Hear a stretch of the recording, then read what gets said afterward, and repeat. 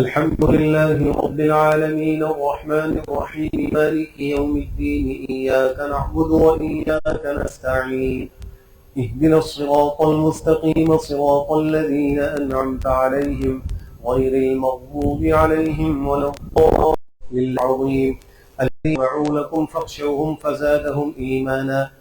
فزادهم إيمانا وقالوا حسبنا الله ونعم الوكيل فانقلبوا بنعمة من الله وفضل لم يمسسهم سوء واتبعوا رضوان الله والله ذو فضل عظيم إنما ذلكم الشيطان يخوف أولياءه فلا تخافوهم وخافون إن كنتم مؤمنين ولا يحزنك الذين يسارعون في الكفر إنهم لن يضروا الله شيئا يريد الله ألا يجعل لهم حظا في الآخرة ولهم عذاب عظيم إن الذين اشتروا الكفر بالإيمان لن يضروا الله شيئا ولهم عذاب أليم ولا يحسبن الذين كفروا أنما نملي لهم خير لأنفسهم إنما نملي لهم ليزدادوا إثما ولهم عذاب مهين ما كان الله ليذر المؤمنين على ما أنتم عليه حتى يميز الخبيث من الطيب وما كان الله ليطلعكم على الغيب ولكن الله يجتبي من رسله من يشاء فآمنوا بالله ورسله وإن تؤمنوا وتتقوا فلكم أجر عظيم ولا يحسبن الذين يبخلون بما آتاهم الله من فضله هو خيرا لهم بل هو شر لهم سيطوقون ما بخلوا به يوم القيامة ولله ميراث السماوات والأرض والله بما تعملون خبير لقد سمع الله قول الذين قالوا إن الله فقير ونحن أغنياء سنكتب ما قالوا وقتلهم الأنبياء بغير حق ونقول ذوقوا عذاب الحريق ذلك بما قدمت أيديكم وأن الله ليس بظلام للعبيد الذين قالوا إن الله عهد إلينا ألا نؤمن لرسول حتى يأتينا بقربان تأكله النار قل قد جاءكم رسل من قبلي بالبينات وبالذي قلتم فلم قتلتموهم إن كنتم صادقين فإن كذبوك فقد كذب رسل من قبلك جاءوا بالبينات والزبر والكتاب المنير كل نفس ذائقة الموت وإنما توفون أجوركم يوم القيامة فمن زحزح عن النار وأدخل الجنة فقد فاز وما الحياة الدنيا إلا متاع الغرور لتبلون في أموالكم وأنفسكم ولتسمعن من الذين أوتوا الكتاب من قبلكم ومن الذين أشركوا أذى كثيرا وإن تصبروا وتتقوا فإن ذلك من عزم الأمور الله أكبر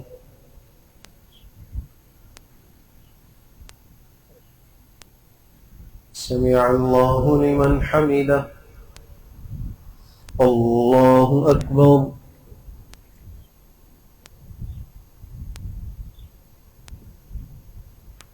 الله أكبر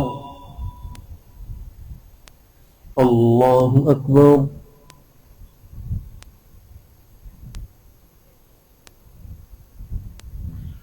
الله أكبر الحمد لله رب العالمين الرحمن الرحيم مالك يوم الدين إياك نعبد وإياك نستعين اهدنا الصراط المستقيم صراط الذين أنعمت عليهم غير المغضوب عليهم ولا الضالين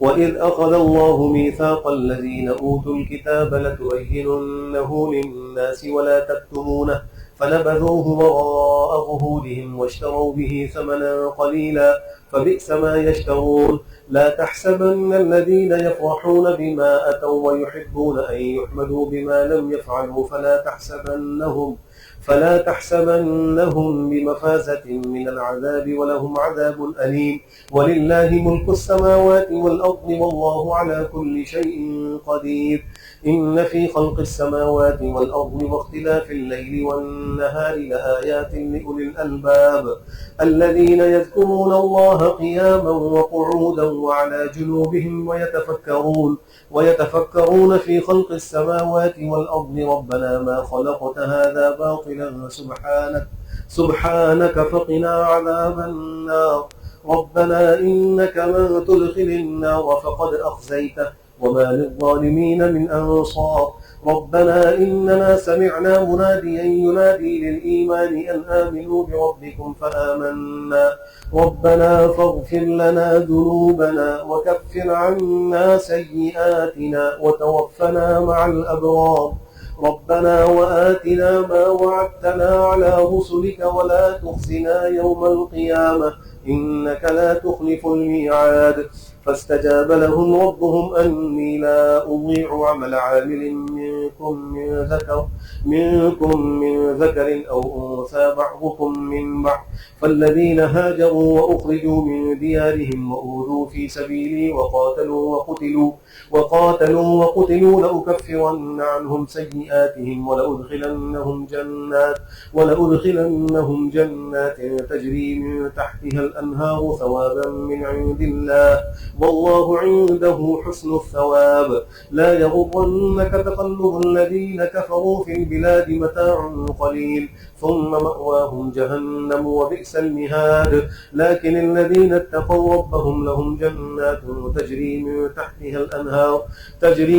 تحتها الأنهار خالدين فيها نزلا من عند الله وما عند الله خير للأبرار وإن من أهل الكتاب لمن يؤمن بالله وما أنزل إليكم وما أنزل إليهم خاشعين لله لا يشترون بآيات الله ثمنا قليلا أولئك لهم أجرهم عند ربهم إن الله سريع الحساب يا أيها الذين آمنوا اصبروا وصابروا ورابطوا واتقوا الله لعلكم تفلحون الله أكبر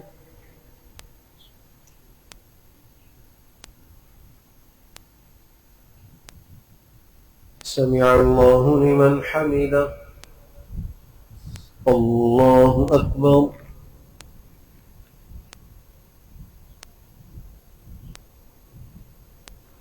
الله أكبر الله أكبر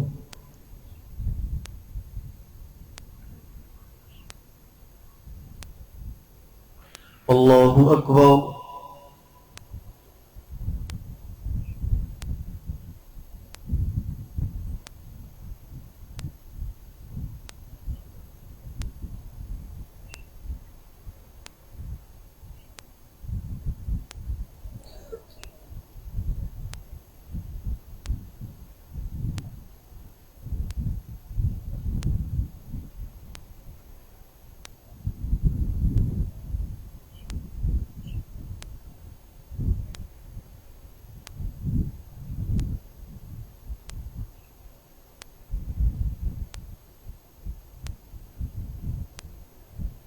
السلام عليكم ورحمة الله السلام عليكم ورحمة الله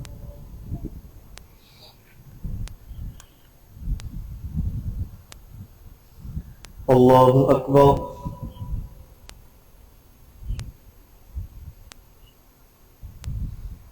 الحمد لله رب العالمين الرحمن الرحيم مالك يوم الدين إياك نعبد وإياك نستعين اهدنا الصراط المستقيم صراط الذين أنعمت عليهم غير المغضوب عليهم ولا الضالين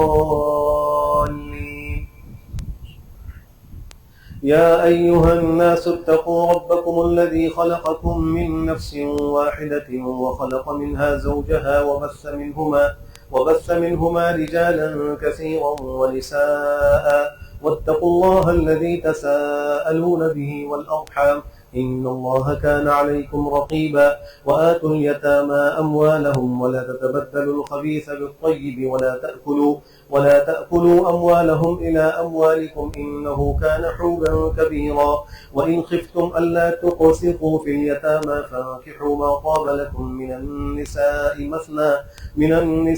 مثنى وثلاث ورباع فإن خفتم ألا تعدلوا فواحدة أو ما ملكت أيمانكم ذلك أدنى ألا تعولوا وآتوا النساء صدقاتهن نحلة فإن طبن لكم عن شيء منه نفسا فكلوه هنيئا مريئا ولا تؤتوا السفهاء أموالكم التي جعل الله لكم قياما وارزقوهم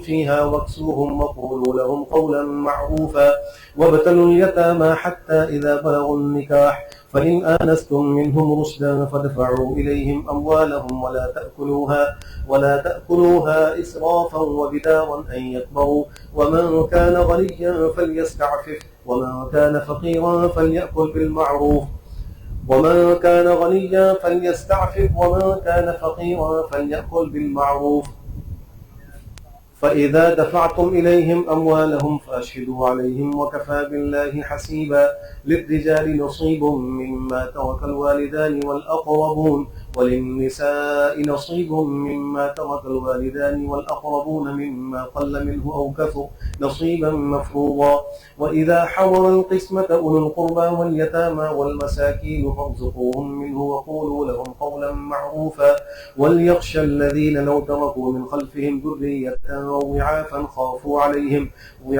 خافوا عليهم فليتقوا الله وليقولوا قولا سديدا إن الذين يأكلون أموال اليتامى ظلما إنما يأكلون في بطونهم نارا وسيصلون سعيرا. الله أكبر.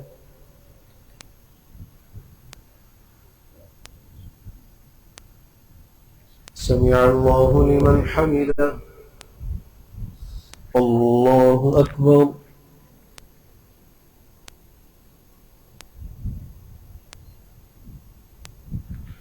الله أكبر. الله أكبر.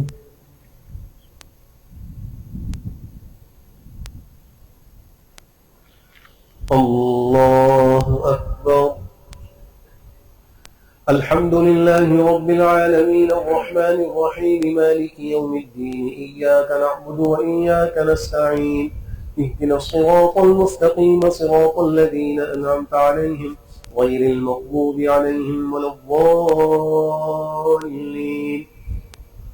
يوصيكم الله في أولادكم للذكر مثل حظ الأنثيين فإن كن نساء فوق اثنتين فلهن ثلثا ما ترك وإن كانت واحدة فلها النصف ولأبويه لكل واحد منهما السدس مما ترك إن كان له ولد فإن لم يكن له ولد وورثه أبواه فلأمه الثلث فإن كان له إخوة فلأمه السدس من بعد وصية يوصي بها أو دين. آباؤكم وأبناؤكم لا تدرون أيهم أقرب لكم نفعا فريضة من الله إن الله كان عليما حكيما. ولكم نصف ما ترك أزواجكم إن لم يكن لهن ولد فإن كان لهن ولد فلكم الربع مما تركن من بعد وصية يوصين بها أو دين ولهن الربع مما تركتم إن لم يكن لكم ولد فإن كان لكم ولد فلهن الثمن مما تركتم من بعد وصية توصون بها أو دين وإن كان رجل يورث كلالة أو امرأة وله أخ أو أخت فلكل واحد منهما السدس فإن كانوا أكثر من ذلك فهم شركاء في الثلث من بعد وصية يوصى بها أو دين غير مضار وصية من الله والله عليم حليم. تلك حدود الله ومن يطع الله ورسوله يدخله جنات تجري من تحتها الأنهار خالدين فيها وذلك الفوز العظيم. ومن يعص الله ورسوله ويتعد حدوده يدخله نارا خالدا فيها وله عذاب مهين. الله أكبر.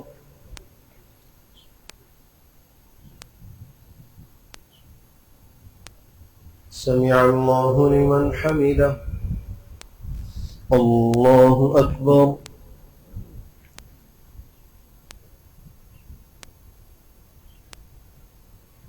الله أكبر. الله أكبر.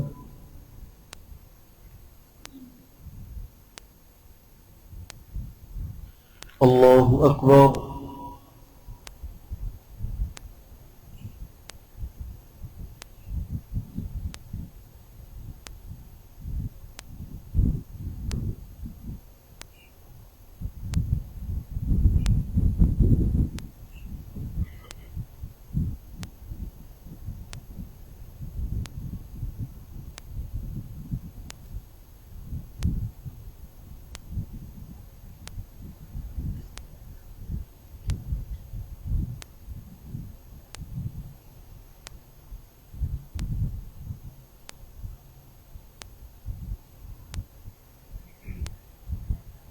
السلام عليكم ورحمة الله. السلام عليكم ورحمة الله.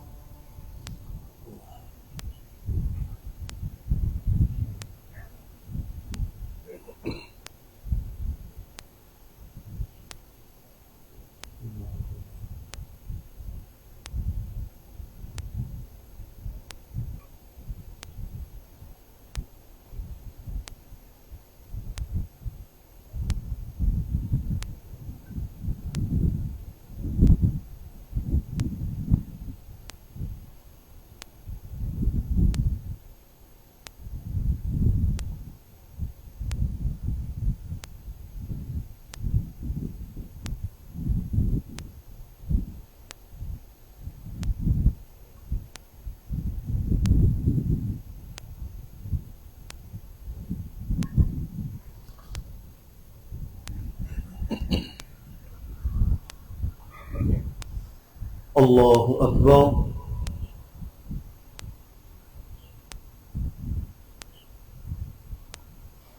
الحمد لله رب العالمين الرحمن الرحيم مالك يوم الدين إياك نعبد وإياك نستعين اهدنا الصراط المستقيم صراط الذين أنعمت عليهم غير المغضوب عليهم ولا الضالين.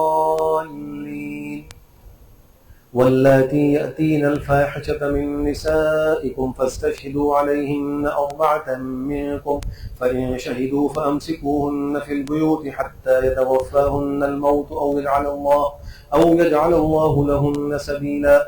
واللذان يأتيانها منكم فآذوهما فإن تابا وأصلحا فأعرضوا عنهما إن الله كان توابا رحيما.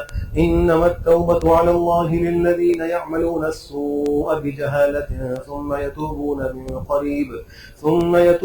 من قريب فأولئك يتوب الله عليهم وكان الله عليما حكيما. وليست التوبة للذين يعملون السيئات حتى إذا حضر أحدهم الموت قال إني تبت الآن، ولا الذين يموتون وهم كفار أولئك أعتدنا لهم عذابا أليما. يا أيها الذين آمنوا لا يحل لكم أن ترثوا النساء كرها ولا تعولوهن لتذهبوا ببعض ما آتيتموهن إلا أن يأتين بفاحشة مبينة وعاشروهن بالمعروف فإن كرهتموهن فعسى أن تكرهوا شيئا ويجعل الله فيه خيرا كثيرا. وإن أردتم استبدال زوج مكان زوج وآتيتم إحداهن قنطارا فلا تأخذوا منه شيئا أتأخذونه بهتانا وإثما مبينا. وكيف تأخذونه وقد أفضى بعضكم إلى بعض وأخذن منكم ميثاقا غليظا. ولا تنكحوا ما نكح آباؤكم من النساء إلا ما قد سلف إنه كان فاحشة ومقتا وساء سبيلا. حرمت عليكم أمهاتكم وبناتكم وأخواتكم وعماتكم وخالاتكم وبنات الأخ وبنات الأخت وأمهاتكم اللاتي أرضعنكم وأخواتكم من الرضاعة وأمهات نسائكم وربائبكم اللاتي في حجوركم من نسائكم اللاتي دخلتم دخلتم بهن، فإن لم تكونوا دخلتم بهن فلا جناح عليكم، وحلائل أبنائكم الذين من أصلابكم، وأن تجمعوا بين الأختين إلا ما قد سلف، إن الله كان غفورا رحيما. والمحصنات من النساء إلا ما ملكت أيمانكم كتاب الله عليكم، وأحل لكم ما وراء ذلكم أن تبتغوا بأموالكم محصنين غير مسافحين، فما استمتعتم به منهن فآتوهن أجورهن فريضة، ولا جناح عليكم فيما تراضيتم به من بعد الفريضة، إن الله كان عليما حكيما. الله أكبر.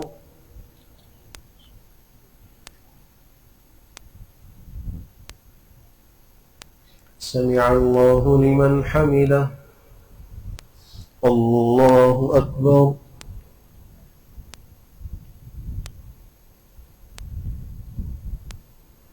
الله أكبر.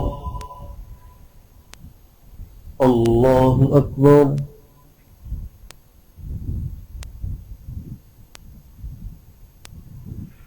الله أكبر. الحمد لله رب العالمين الرحمن الرحيم مالك يوم الدين، إياك نعبد وإياك نستعين، اهدنا الصراط المستقيم صراط الذين أنعمت عليهم غير المغضوب عليهم ولا الضالين. ومن لم يستطع منكم قولا أن ينكح المحصنات المؤمنات فمما ملكت أيمانكم من فتياتكم المؤمنات، والله أعلم بإيمانكم بعضكم من بعض، فانكحوهن بإذن أهلهن وآتوهن أجورهن بالمعروف محصنات غير مسافحات ولا متخذات أخدان، فإذا أحصن فإن أتين بفاحشة فعليهن نصف ما على المحصنات من المؤمنات، والله أعلم بإيمانكم بعضكم من بعض، فانكحوهن بإذن أهلهن وآتوهن أجورهن بالمعروف محصنات غير مسافحات ولا متخذات أخدان، فإذا أحصن فإن أتين بفاحشة فعليهن نصف ما على المحصنات من العذاب، ذلك لمن خشي العنة منكم، وأن تصبروا خير لكم، والله غفور رحيم. يريد الله ليبين لكم ويهديكم سنن الذين من قبلكم ويتوب عليكم، والله عليم حكيم. والله يريد أن يتوب عليكم ويريد الذين يتبعون الشهوات أن تميلوا ميلا عظيما. يريد الله أن يخفف عنكم وخلق الإنسان ضعيفا. يا أيها الذين آمنوا لا تأكلوا أموالكم بينكم بالباطل إلا أن تكون تجارة عن تراض منكم، ولا تقتلوا أنفسكم إن الله كان بكم رحيما. ومن يفعل ذلك عدوانا وظلما فسوف نصليه نارا، وكان ذلك على الله يسيرا. إن تجتنبوا كبائر ما تنهون عنه نكفر عنكم سيئاتكم وندخلكم مدخلا كريما. ولا تتمنوا ما فضل الله به بعضكم على بعض، للرجال نصيب مما اكتسبوا وللنساء نصيب مما اكتسب، واسألوا الله من فضله إن الله كان بكل شيء عليما. ولكل جعلنا موالي مما ترك الوالدان والأقربون والذين عقدت أيمانكم فآتوهم نصيبهم إن الله كان على كل شيء شهيدا. الله أكبر.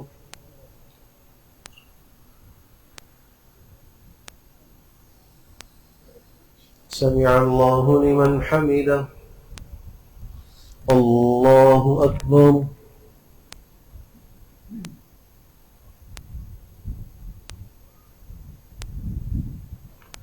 الله أكبر. الله أكبر.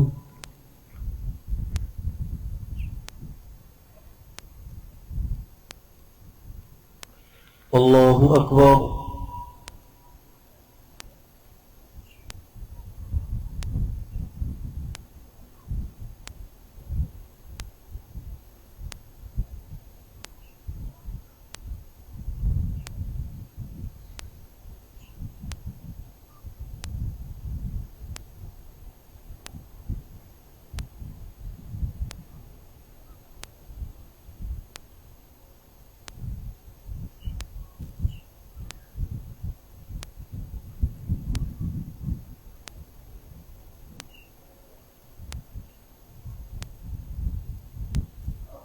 السلام عليكم ورحمة الله. السلام عليكم ورحمة الله.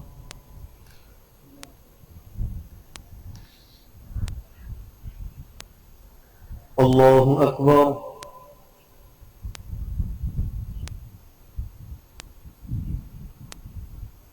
الحمد لله رب العالمين الرحمن الرحيم مالك يوم الدين إياك نعبد وإياك نستعين اهدنا الصراط المستقيم صراط الذين أنعمت عليهم غير المغضوب عليهم ولا الضالين.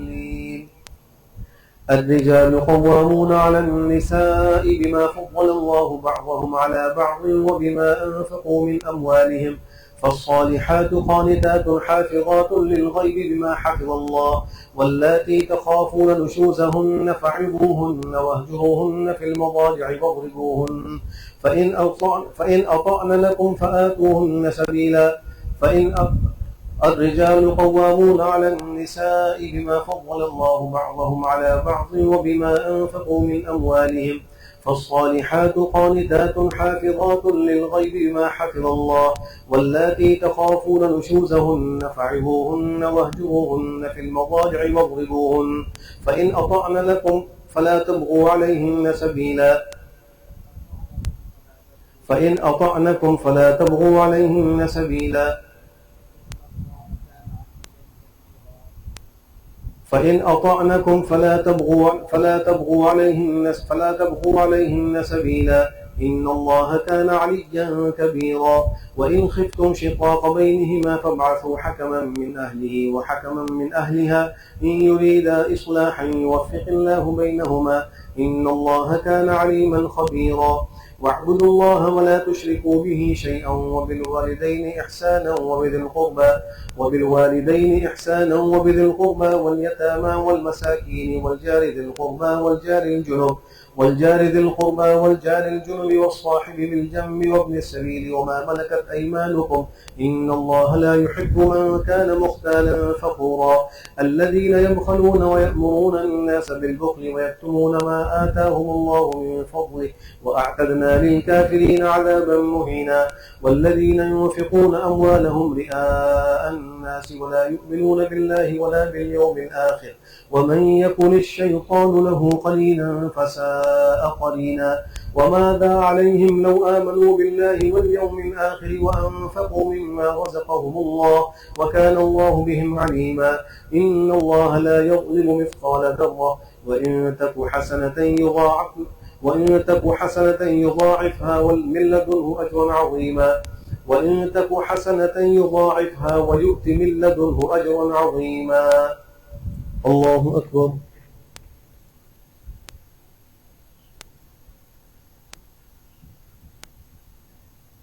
سمع الله لمن حمده. الله أكبر.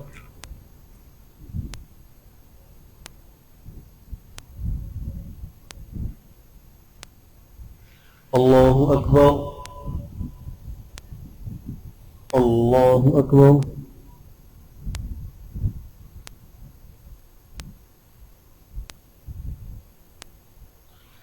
الله أكبر.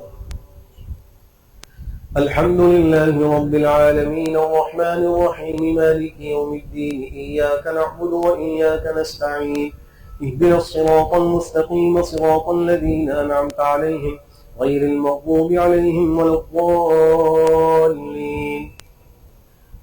يومئذ يود الذين كفروا وعصوا الرسول لو تسوى بهم الأرض ولا يكتمون الله حديثا. يا أيها الذين آمنوا لا تقربوا الصلاة وأنتم سكارى حتى تعلموا ما تقولون ولا جنبا إلا عابري سبيل حتى تغتسلوا وإن كنتم مرضى أو على سفر أو جاء أحد منكم من الغائط أو لامستم النساء فلم تجدوا ماء فتيمموا صعيدا طيبا فامسحوا بوجوهكم وأيديكم إن الله كان عفوا غفورا. ألم تر إلى الذين أوتوا نصيبا من الكتاب يشترون الضلالة ويريدون أن تضلوا السبيل والله أعلم بأعدائكم وكفى بالله وليا وكفى بالله نصيرا من الذين هادوا يحرفون الكلم عن مواضعه ويقولون سمعنا وعصينا وأشربوا في قلوبهم العجل بكفرهم من الذين هادوا يحرفون الكلم عن مواضعه ويقولون سمعنا وعصينا واسمع غير مسمع وراعنا ليا بألسنتهم وطعنا في الدين ولو أنهم قالوا سمعنا وأطعنا واسمع وانظرنا لكان خيرا لهم وأقوم ولكن لعنهم الله بكفرهم فلا يؤمنون إلا قليلا. الله أكبر.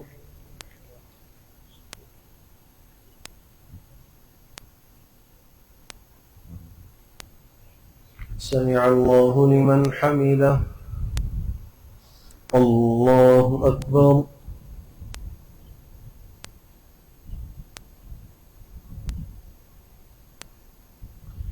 الله أكبر. الله أكبر.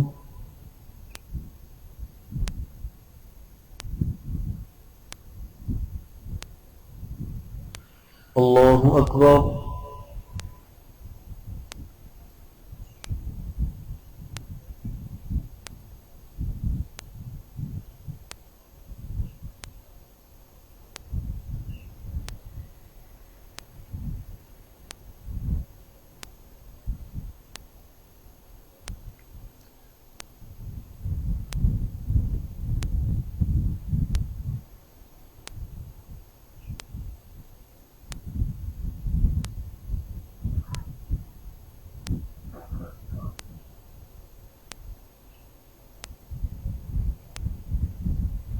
السلام عليكم ورحمة الله.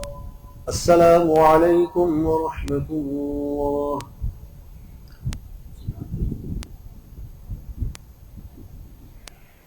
اللهم صل.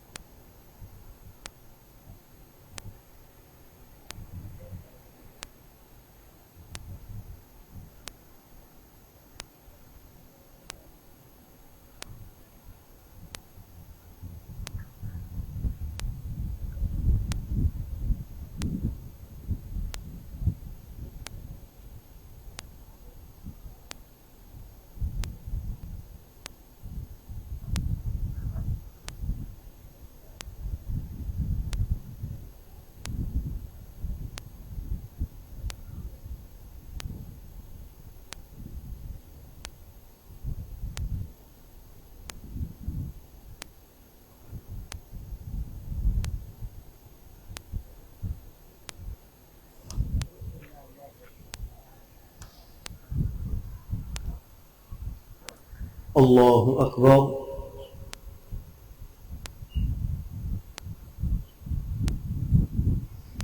الحمد لله رب العالمين الرحمن الرحيم مالك يوم الدين إياك نعبد وإياك نستعين اهدنا الصراط المستقيم صراط الذين أنعمت عليهم غير المغضوب عليهم ولا الضالين. فكيف إذا جئنا من كل أمة بشهيد وجئنا بك على هؤلاء شهيدا. يا أيها الذين أوتوا الكتاب آمنوا بما نزلنا مصدقا لما معكم من قبل أن نطمس وجوها فنردها على أدبارها أو نلعنهم كما لعنا أصحاب السبت وكان أمر الله مفعولا. إن الله لا يغفر أن يشرك به ويغفر ما دون ذلك لمن يشاء ومن يشرك بالله فقد افترى إثما عظيما. ألم تر إلى الذين يزكون أنفسهم بل الله يزكي من يشاء ولا يظلمون فتيلا. انظر كيف يفترون على الله الكذب وكفى به إثما مبينا. ألم تر إلى الذين أوتوا نصيبا من الكتاب يؤمنون بالجبت والطاغوت ويقولون للذين كفروا هؤلاء أهدى من الذين آمنوا سبيلا أولئك الذين لعنهم الله ومن يلعن الله فلا تجد له نصيرا أم لهم نصيب من الملك فإذا لا يؤتون الناس نقيرا أم يحسدون الناس على ما آتاهم الله من فضله فقد آتينا آل إبراهيم الكتاب والحكمة وآتيناهم ملكا عظيما فمنهم من آمن به ومنهم من صد عنه وكفى بجهنم سعيرا. الله أكبر.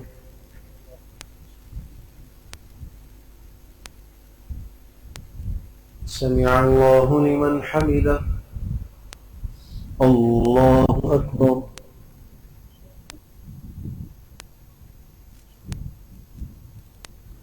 الله أكبر.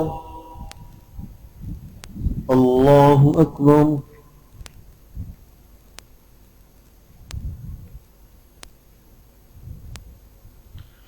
الله أكبر.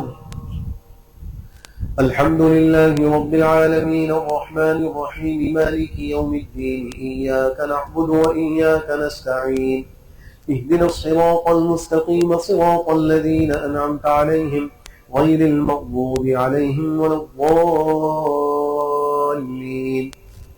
إن الذين كفروا بآياتنا سوف نصليهم نارا كلما نضجت جلودهم بدلناهم جلودا غيرها ليذوقوا العذاب وكان الله عزيزا حكيما. إن الذين آمنوا وعملوا الصالحات لهم جنات تجري من تحتها الأنهار خالدين فيها أبدا لهم فيها أزواج مطهرة وندخلهم ظلا ظليلا. إن الله يأمركم أن تؤدوا الأمانات إلى أهلها وإذا حكمتم بين الناس أن تحكموا بالعدل إن الله نعم ما يعظكم به إن الله كان سميعا بصيرا. يا أيها الذين آمنوا أطيعوا الله وأطيعوا الرسول وأولي الأمر منكم فإن تنازعتم في شيء فردوه إلى الله والرسول إن كنتم تؤمنون بالله واليوم الآخر ذلك خير وأحسن تأويلا. الله أكبر.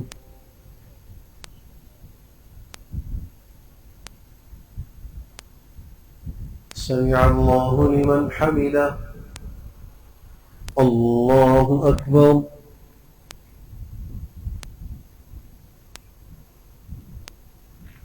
الله أكبر. الله أكبر.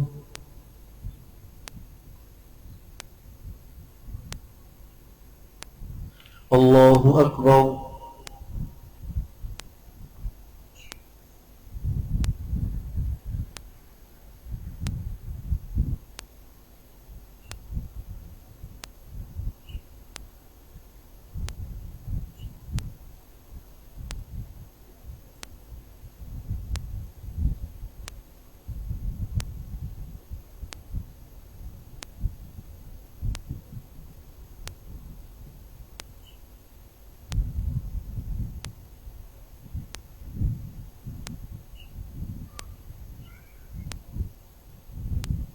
السلام عليكم ورحمة الله. السلام عليكم ورحمة الله.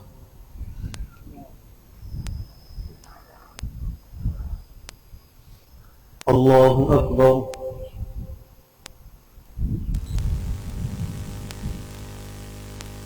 الحمد لله رب العالمين الرحمن الرحيم مالك يوم الدين إياك نعبد وإياك نستعين اهدنا الصراط المستقيم صراط الذين أنعمت عليهم غير المغضوب عليهم ولا الضالين. ألم تر إلى الذين يزعمون أنهم آمنوا بما أنزل إليك وما أنزل من قبلك يريدون أن يتحاكموا إلى الطاغوت وقد أمروا أن يكفروا به ويريد الشيطان أن يضلهم ضلالا بعيدا. وإذا قيل لهم تعالوا إلى ما أنزل الله وإلى الرسول رأيت المنافقين يصدون عنك صدودا. فكيف إذا أصابتهم مصيبة بما قدمت أيديهم ثم جاءوك يحلفون بالله إن أردنا إلا إحسانا وتوفيقا أولئك الذين يعلم الله ما في قلوبهم فأعرض عنهم وعظهم وقل لهم في أنفسهم قولا بليغا وما أرسلنا من رسول إلا ليطاع بإذن الله ولو أنهم إذ ظلموا أنفسهم جاءوك فاستغفروا الله واستغفر لهم الرسول لوجدوا الله توابا رحيما فلا وربك لا يؤمنون حتى يحكموك فيما شجر بينهم ثم لا يجدوا في أنفسهم حرجا مما قضيت ويسلموا تسليما ولو أنا كتبنا عليهم أن اقتلوا أنفسكم أو اخرجوا من دياركم ما فعلوه إلا قليل منهم ولو أنهم فعلوا ما يوعظون به لكان خيرا لهم وأشد تثبيتا وإذا لآتيناهم من لدنا أجرا عظيما ولهديناهم صراطا مستقيما ومن يطع الله والرسول فأولئك مع الذين أنعم الله عليهم من النبيين والصديقين والشهداء والصالحين وحسن أولئك رفيقا ذلك الفضل من الله وكفى بالله عليما الله أكبر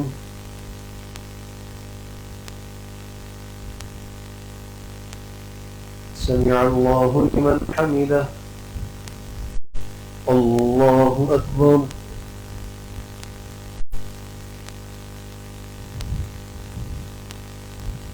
الله أكبر الله أكبر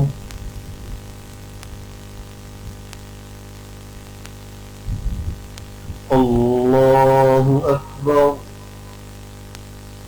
الحمد لله رب العالمين الرحمن الرحيم مالك يوم الدين إياك نعبد وإياك نستعين اهدنا الصراط المستقيم صراط الذين أنعمت عليهم غير المغضوب عليهم ولا الضالين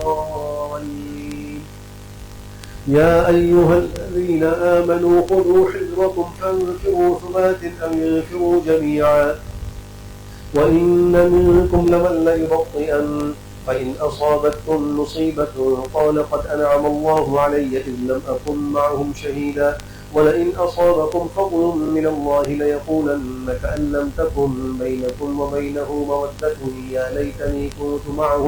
يا ليتني كنت معهم فأفوز فوزا عظيما فليقاتل في سبيل الله الذين يشرون الحياة الدنيا بالآخرة ومن يقاتل في سبيل الله فيقتل أو يغلب فسوف نؤتيه أجرا عظيما وما لكم لا تقاتلون في سبيل الله والمستضعفين من الرجال والنساء والولدان الذين يقولون ربنا أخرجنا من هذه القرية الظالم أهلها واجعل لنا من لدنك وليا واجعل لنا من لدنك نصيرا الذين آمنوا يقاتلون في سبيل الله والذين كفروا يقاتلون في سبيل الطاغوت فقاتلوا أولياء الشيطان إن كيد الشيطان كان ضعيفا الله أكبر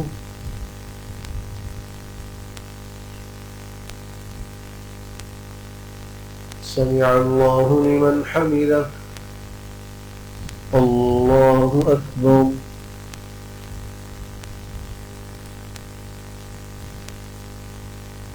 الله أكبر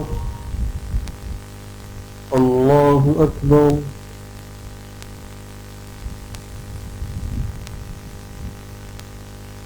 الله أكبر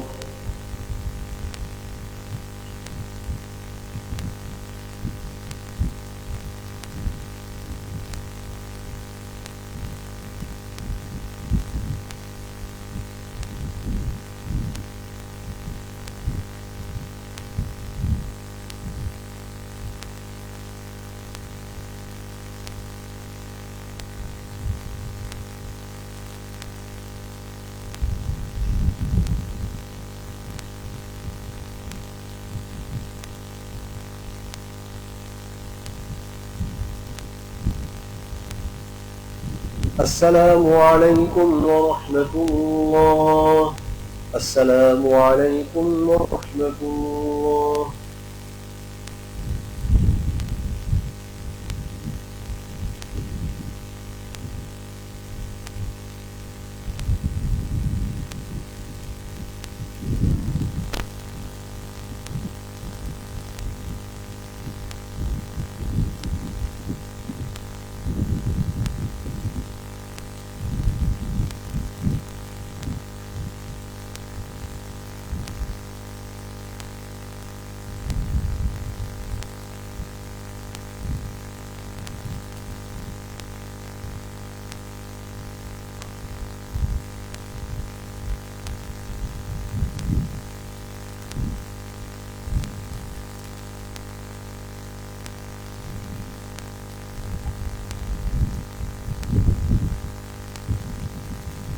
الله أكبر.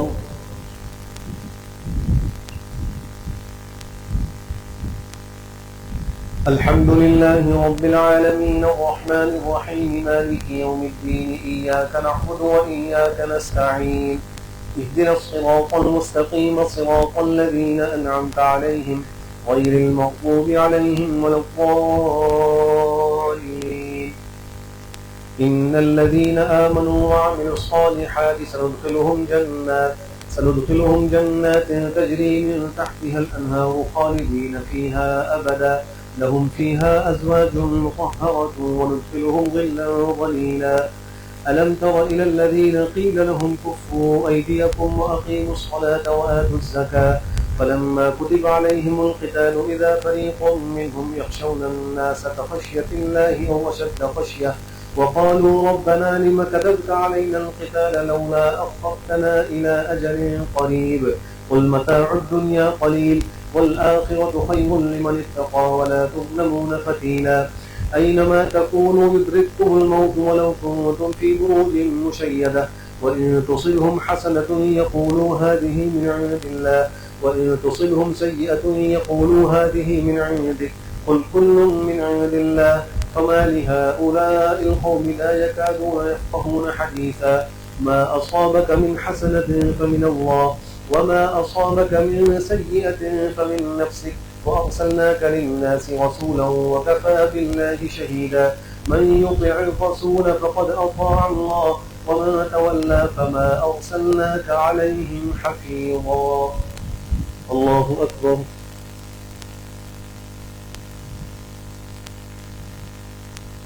سمع الله لمن حمده. الله أكبر.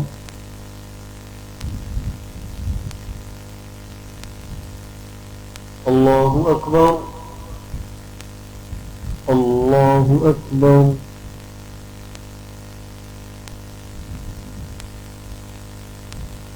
الله أكبر. الحمد لله رب العالمين الرحمن الرحيم مالك يوم الدين إياك نعبد وإياك نستعين اهدنا الصراط المستقيم صراط الذين أنعمت عليهم غير المغضوب عليهم ولا الضالين. ويقولون طاعة فإذا برزوا من عندك بيت طائفة منهم غير الذي تقول والله يكتب ما يبيتون فأعرض عنهم وتوكل على الله وكفى بالله وكيلا. أفلا يتدبرون القرآن ولو كان من عند غير الله لوجدوا فيه اختلافا كثيرا وإذا جاءهم أمر من الأمن أم الخوف أذاعوا به ولو ردوه إلى الرسول وإلى أولي الأمر منهم لعلمه الذين يستنبطونه منهم ولولا فضل الله عليكم ورحمته لاتبعتم الشيطان إلا قليلا. فقاتل في سبيل الله لا تكلف إلا نفسك وحذر المؤمنين عسى الله أن يكف بأس الذين كفروا والله أشد بأسا وأشد تنكيلا. من يشفع شفاعة حسنة يكن له نصيب منها ومن يشفع شفاعة سيئة يكن له كفل منها وكان الله على كل شيء مقيتا. وإذا حييتم بتحية فحيوا بأحسن منها أو ردوها إن الله كان على كل شيء حسيبا.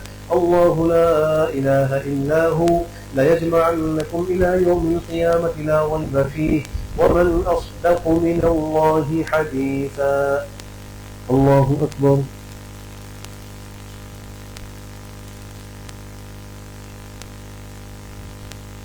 سمع الله لمن حمده. الله أكبر.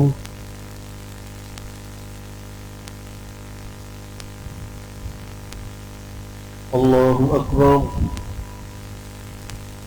الله أكبر.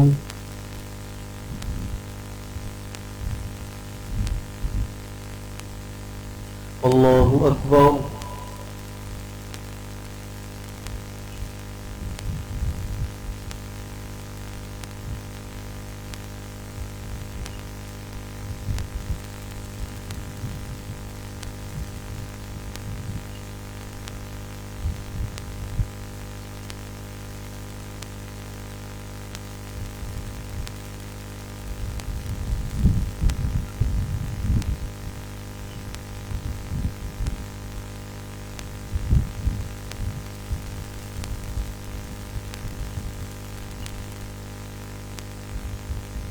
السلام عليكم ورحمة الله. السلام عليكم ورحمة الله.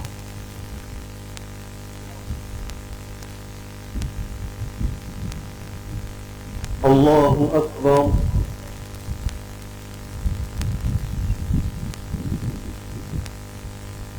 الحمد لله رب العالمين الرحمن الرحيم مالك يوم الدين إياك نعبد وإياك نستعين اهدنا الصراط المستقيم صراط الذين أنعمت عليهم غير المغضوب عليهم ولا الضالين.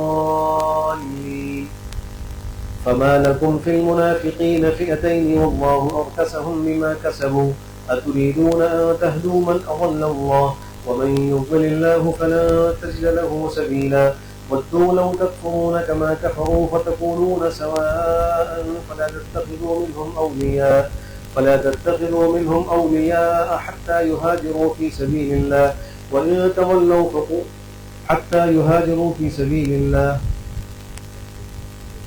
وإن فإن تولوهم فخذوهم وقتلوهم حيث وجدتموهم ولا تتخذوا منهم وليا ولا نصيرا إلا الذين يصلون إلى قوم بينكم وبينهم ميثاق أو جاءوكم حصرت صدورهم أن يقاتلوكم أو يقاتلوا قومهم ولو شاء الله لسلطهم عليكم فلقاتلوكم فإن اعتزلوكم فلم يقاتلوكم وألقوا إليكم السلم فما جعل الله لكم عليهم سبيلا.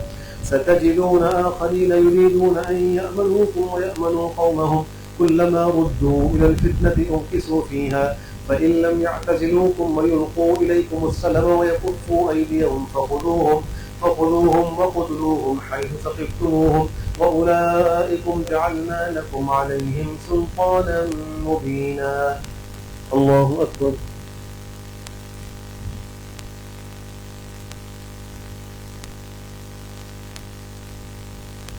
سمع الله لمن حمده. الله أكبر.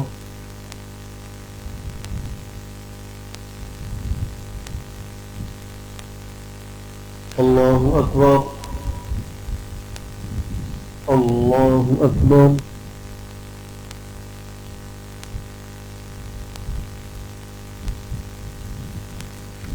الله أكبر. الحمد لله رب العالمين الرحمن الرحيم مالك يوم الدين إياك نعبد وإياك نستعين اهدنا الصراط المستقيم صراط الذين أنعمت عليهم غير المغضوب عليهم ولا الضالين. وما كان لمؤمن أن يقتل مؤمنا إلا خطأ ومن قتل مؤمنا خطأ فتحرير رقبة مؤمنة ودية مسلمة إلى أهله إلا أن يصدقوا فإن كان من قوم عدو لكم وهو مؤمن فتحرير رقبة مؤمنة وإن كان من قوم بينكم وبينهم ميثاق فدية مسلمة إلى أهله وتحرير رقبة مؤمنة فمن لم يجد فصيام شهرين متتابعين توبة من الله وكان الله عليما حكيما. ومن يقتل مؤمنا متعمدا فجزاؤه جهنم خالدا فيها وغضب الله عليه ولعنه وأعد له عذابا عظيما. يا أيها الذين آمنوا إذا ضربتم في سبيل الله فتبينوا ولا تقولوا لمن ألقى إليكم السلام لست مؤمنا تبتغون عرض الحياة الدنيا فعند الله مغانم كثيرة كذلك كنتم من قبل فمن الله عليكم فتبينوا إن الله كان بما تعملون خبيرا. لا يستوي القاعدون من المؤمنين غير أولي الضرر والمجاهدون في سبيل الله بأموالهم وأنفسهم فضل الله المجاهدين بأموالهم وأنفسهم على القاعدين درجة وكلا وعد الله الحسنى وفضل الله المجاهدين على القاعدين أجرا عظيما درجات منه ومغفرة ورحمة وكان الله غفورا رحيما. الله أكبر.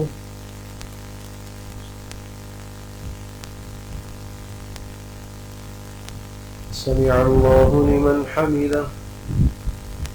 الله أكبر.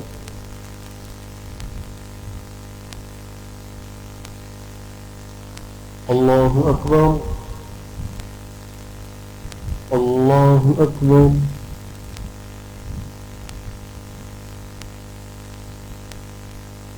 الله أكبر.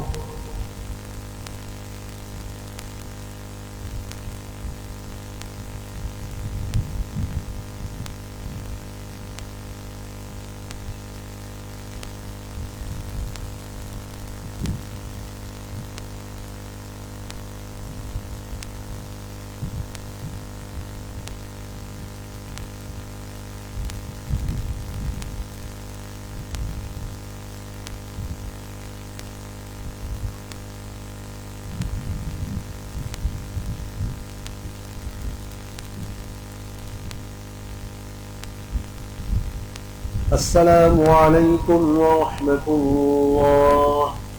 السلام عليكم ورحمة الله.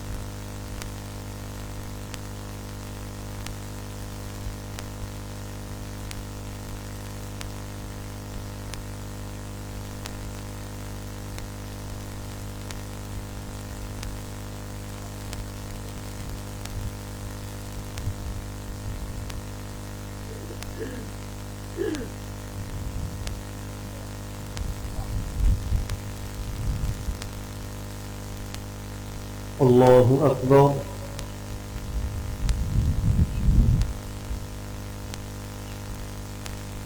الحمد لله رب العالمين الرحمن الرحيم مالك يوم الدين إياك نعبد وإياك نستعين اهدنا الصراط المستقيم صراط الذين أنعمت عليهم غير المغضوب عليهم ولا الضالين. إن الذين توفاهم الملائكة ظالمي أنفسهم قالوا فيم كنتم قالوا كنا مستضعفين في الأرض قالوا ألم تكن أرض الله واسعة فتهاجروا فيها فأولئك مأواهم جهنم وساءت مصيرا إلا المستضعفين من الرجال والنساء والبلدان لا يستطيعون حيلة ولا يهتدون سبيلا فأولئك عسى الله أن يعفو عنهم وكان الله عفوا غفورا. ومن يهاجر في سبيل الله يجد في الأرض مراغما كثيرا وسعة ومن يخرج من بيته مهاجرا إلى الله ورسوله ثم يدركه الموت فقد وقع أجره على الله وكان الله غفورا رحيما. وإذا ضربتم في الأرض فليس عليكم جناح أن تقصروا من الصلاة إن خفتم أن يفتنكم الذين كفروا إن الكافرين كانوا لكم عدوا مبينا. الله أكبر.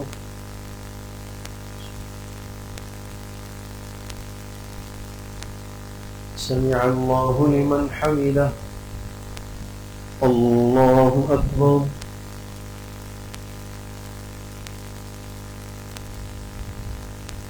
الله أكبر. الله أكبر.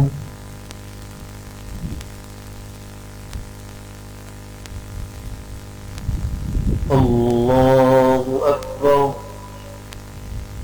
الحمد لله رب العالمين الرحمن الرحيم مالك يوم الدين إياك نعبد وإياك نستعين اهدنا الصراط المستقيم صراط الذين أنعمت عليهم غير المغضوب عليهم ولا الضالين. وإذا كنت فيهم فأقمت لهم الصلاة فلتقم طائفة منهم معك وليأخذوا أسلحتهم فإذا سجدوا فليكونوا من ورائكم ولتأت طائفة أخرى لم يصلوا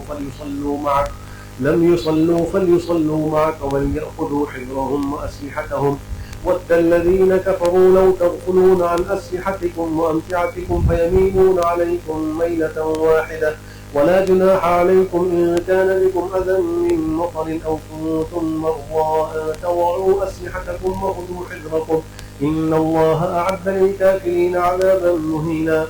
فإذا قضيتم الصلاة فاذكروا الله قياما وقعودا وعلى جنوبكم فإذا اطمأننتم فأقيموا الصلاة إن الصلاة كانت على المؤمنين كتابا موقوتا. ولا تهنوا في ابتغاء القوم إن تكونوا تألمون فإنهم يألمون كما تألمون وترجون من الله ما لا يرجون وكان الله عليما حكيما. الله أكبر.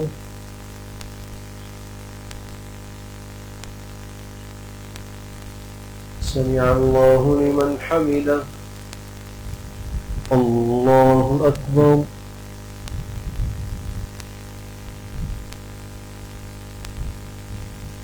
الله أكبر. الله أكبر.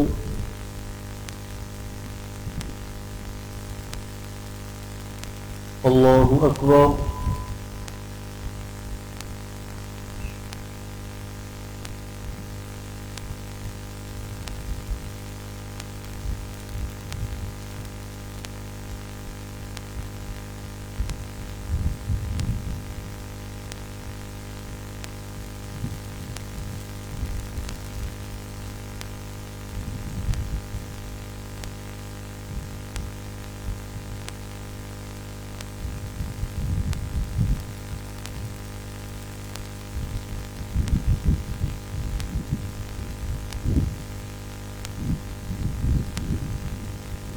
السلام عليكم ورحمة الله.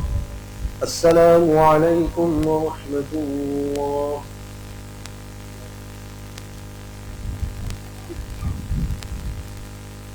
الله أكبر.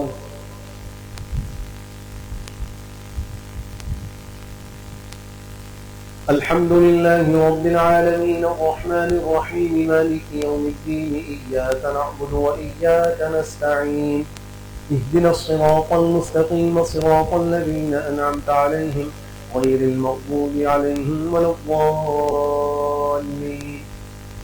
إنا أنزلنا إليك الكتاب بالحق لتحكم بين الناس بما أراك الله ولا تكن للخائنين خصيما واستغفر الله إن الله كان غفورا رحيما. ولا تجادل عن الذين يختانون أنفسهم إن الله لا يحب من كان خوانا أثيما. يستخفون من الناس ولا يستخفون من الله وهو معهم إذ يبيتون ما لا يرضى من القول وكان الله بما يعملون محيطا. ها أنتم هؤلاء جادلتم عنهم في الحياة الدنيا فمن يجادل الله عنهم يوم القيامة أم من يكون عليهم وكيلا. من يعمل سوءا يجز به ولا يجد له من دون الله وليا ولا نصيرا. ومن يعمل من الصالحات وهو مؤمن فلا يخاف بخسا ولا رهقا. ها أنتم هؤلاء جادلتم عنهم في الحياة الدنيا، فمن يجادل الله عنهم يوم القيامة أم من يكون عليهم وكيلا.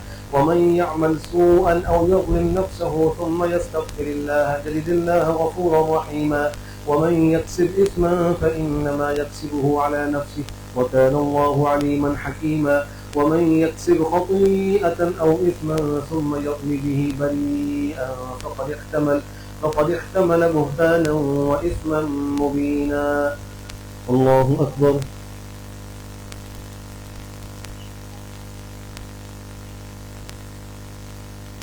سمع الله لمن حمده. الله أكبر.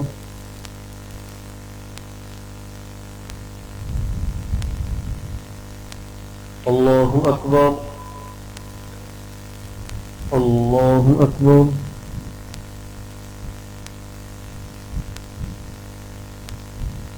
الله أكبر.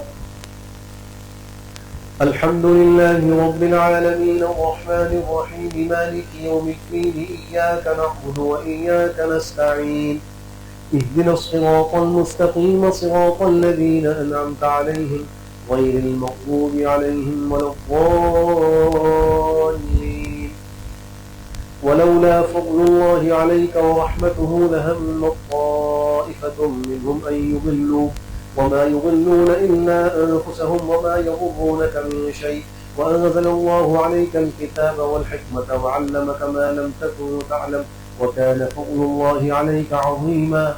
لا خير في كثير من نجواهم إلا من أمر بصدقة أو معروف أو إصلاح بين الناس ومن يفعل ذلك ابتغاء مرضات الله فسوف نؤتيه أجرا عظيما. ومن يشاقق الرسول من بعد ما تبين له الهدى ويتبع غير سبيل المؤمنين نوله ما تولى ونصله جهنم وساءت مصيرا. الله أكبر.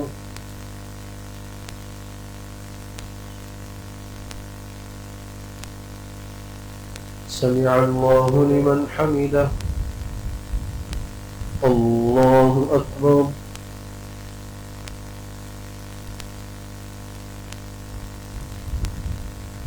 الله أكبر. الله أكبر.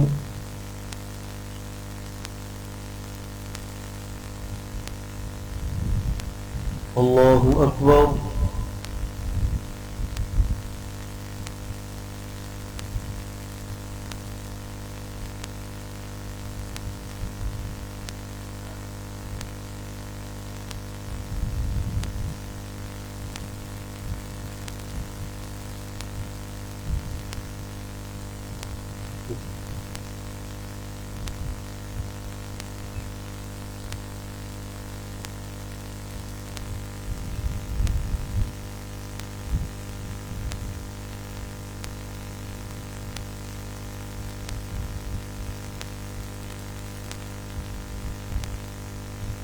السلام عليكم ورحمة الله. السلام عليكم ورحمة الله. الحمد لله.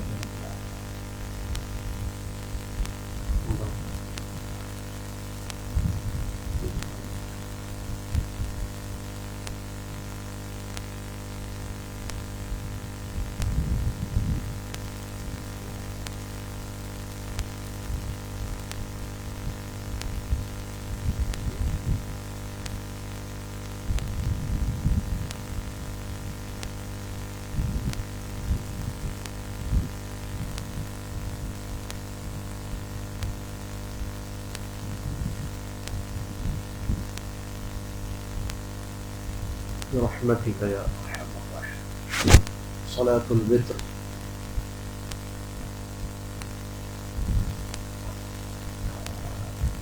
الله أكبر.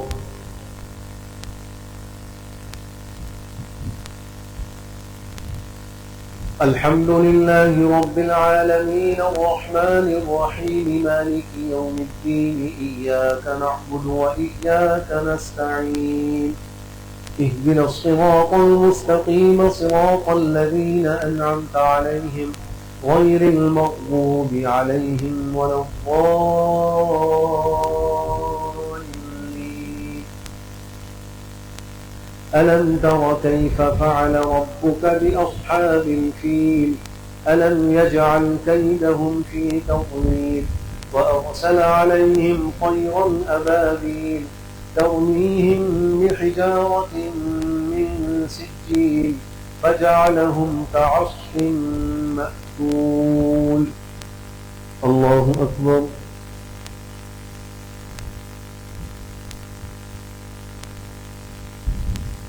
سمع الله لمن حمده. الله أكبر.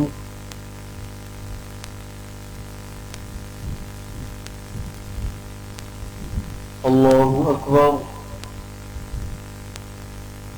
الله أكبر.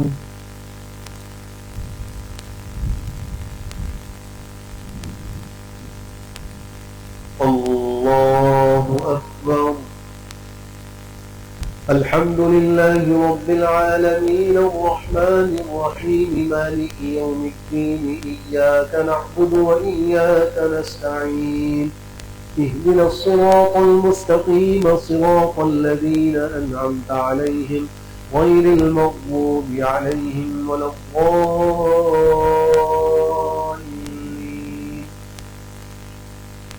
تبت يدا أبي لهب وتب ما أغنى عنه ماله وما كسب سيصلى نارا ذات لهب وامرأته حمالة الحطب في جيدها حبل من مسد. الله أكبر.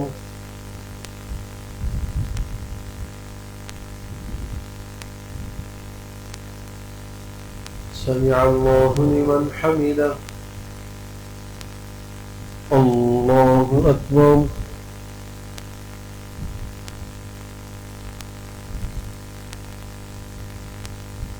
الله أكبر. الله أكبر.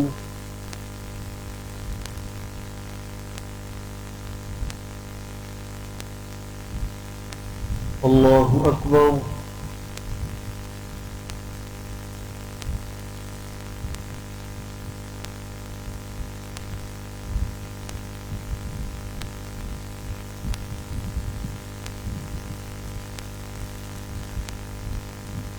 الله أكبر.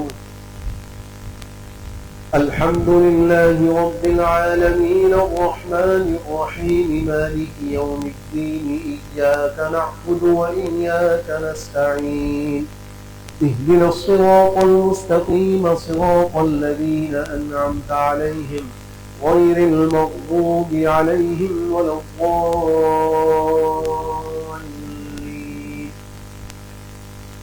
قل هو الله أحد الله الصمد لم يلد ولم يولد ولم يكن له كفوا أحد. الله أكبر.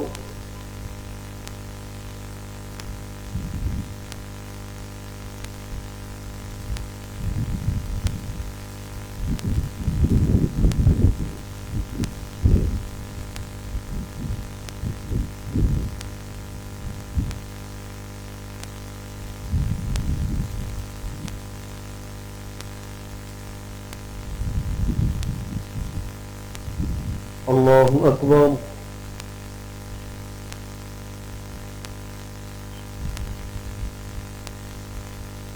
سمع الله لمن حمده. الله أكبر.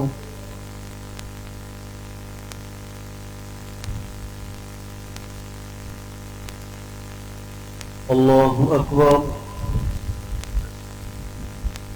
الله أكبر.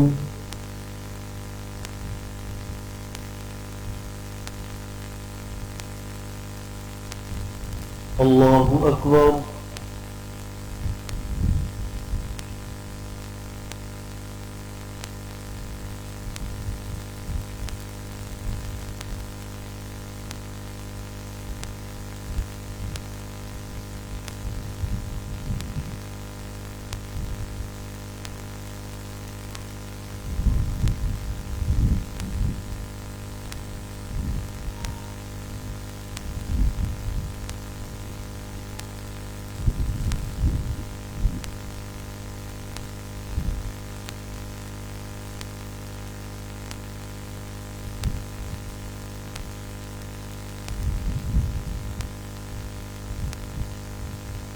السلام عليكم ورحمة الله.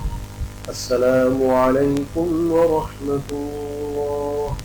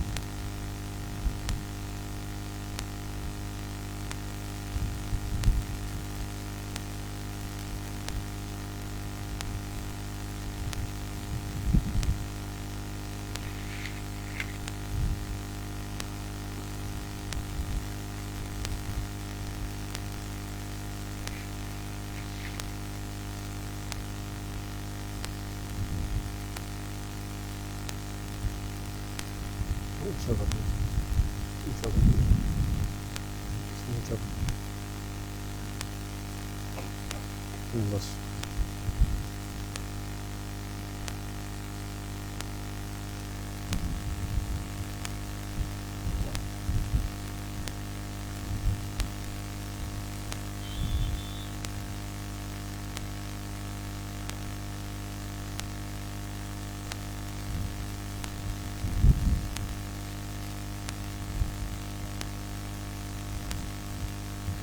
الحمد لله وكفى وسلام على عباده الذين اصطفى اما بعد. آج الحمد للہ تراویح میں 14 سپارہ اس کا آخری آدھا اور 5ویں سپارے کا 3 پاؤ تلاوت کیا گیا ہے. چوتھے سپارے کے نصف میں غزوہ احد کا جو مضمون ہے وہ چل رہا ہے. غزوہ احد کے فوراً بعد اگلے ہی روز غزوہ حمراء الاسد کے لیے نبی کریم صلی اللہ علیہ وآلہ وسلم نے کوچ فرمایا تھا. احد کے موقع پر صحابہ کو بڑی مشکلات کا سامنا ہوا تھا. 70 صحابہ شہید ہوئے تھے اور خود نبی کریم صلی اللہ علیہ وآلہ وسلم زخمی ہوئے تھے. تو صحابہ زخموں سے چور تھے، شہادتیں بھی ہوئی تھی، اور اگلے ہی روز آپ نے کوچ کرنے کا حکم فرمایا اور یہ کہا کہ جو لوگ گزشتہ کل احد میں شریک تھے بس وہی جا سکتے. تو صحابہ نے باوجود اس مشقت کے کوئی عذر پیش نہیں کیا، بلکہ پیغمبر کی اس پکار کو قبول کیا اور روانہ ہو. اللہ نے ان کی تعریف کی کہ یہ وہ لوگ ہیں جنہوں نے اللہ اور رسول کی بات مانی، حالانکہ ان کو تکلیف پہنچی تھی. تو فرمایا کہ ان میں جو نیکوکار ہیں ان کے لیے اجر عظیم ہے، جو تقویٰ سے رہنے والے ہیں ان کے لیے بڑا اجر ہے. اس کے برخلاف کچھ لوگ وہ تھے جو پروپیگنڈا کر رہے تھے اور وہ یہ کہہ رہے تھے کہ مشرکین نے تمہارے لیے بڑی ایک جماعت جمع کر لی ہے، تم ان سے ڈرو. اور تم جو ہے ان کے مقابلے میں مت آؤ، کیونکہ ابو سفیان جو ہے اس کو مشورہ دیا گیا تھا کہ احد میں تو جیسے تیسے تم کو کچھ فتح مل گئی ہے، لیکن تم جانتے ہو صحابہ کے جذبات کو، ان کی بہادری کو، تو تم دوبارہ ان پر حملہ کرنے کا مت سوچو۔ تو اب اس میں ذلت سے بچنے کے لیے کہ اگر میں لوٹ جاتا ہوں لوگ کہیں گے بزدل ہے، تو ایک آدمی کو کچھ رشوت وغیرہ دی اور کہا کہ جا کر بس تم پروپیگنڈا کرو صحابہ کے درمیان میں کہ جو ہے وہ مشرکین نے تمہارے خلاف لشکر جمع کر لیا ہے اور وہ تم سے لڑنے کے لیے آ رہے ہیں۔ تو اللہ فرماتے ہیں کہ ان کی اس بات سے صحابہ کا ایمان بڑھ گیا،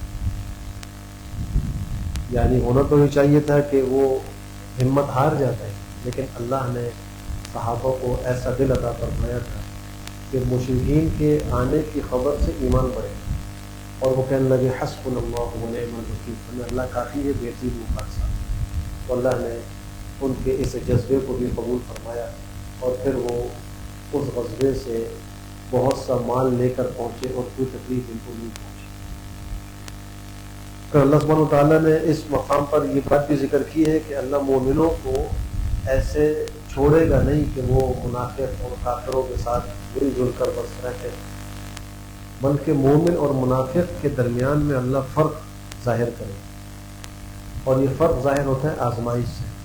جب آزمائش آتی ہے تو جو پکے مومن ہیں وہ اس میں ثابت قدم رہے، صبر کرتے، اور جو منافق ہیں وہ اس میں الٹے پاؤں واپس پلٹ جاتے۔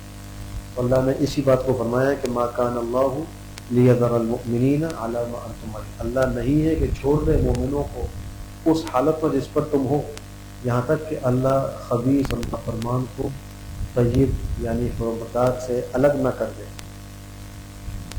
اور پھر جو لوگ اپنے مالوں میں بخل کرتے ہیں ان کی مذمت کا بھی بیان ہے کہ جو لوگ اللہ کے دیے ہوئے رزق میں اور مال میں بخل کرتے ہیں وہ یہ خیال نہ کرے کہ بہت اچھا کام کر رہے ہیں، بلکہ بہت برا کام کر رہے ہیں۔ جو چیز انہوں نے بخل میں اپنے پاس روکی ہوگی، کل قیامت میں ان کے دلوں میں اس کو توق بنا کر ڈالا جائے گا۔ اور پھر فرمایا ہے کہ آسمان زمین کی ملک تو اللہ کی، اللہ مالک ہے۔ انسان کو اللہ نے مال کا عارضی مالک بنایا ہے اور اس پر اس مال کے کچھ حقوق لازم کیے ہیں، اگر اس میں وہ کوتاہی کرے تو اس کو جواب دہی ہوگی، اس کو حساب دینا ہوگا۔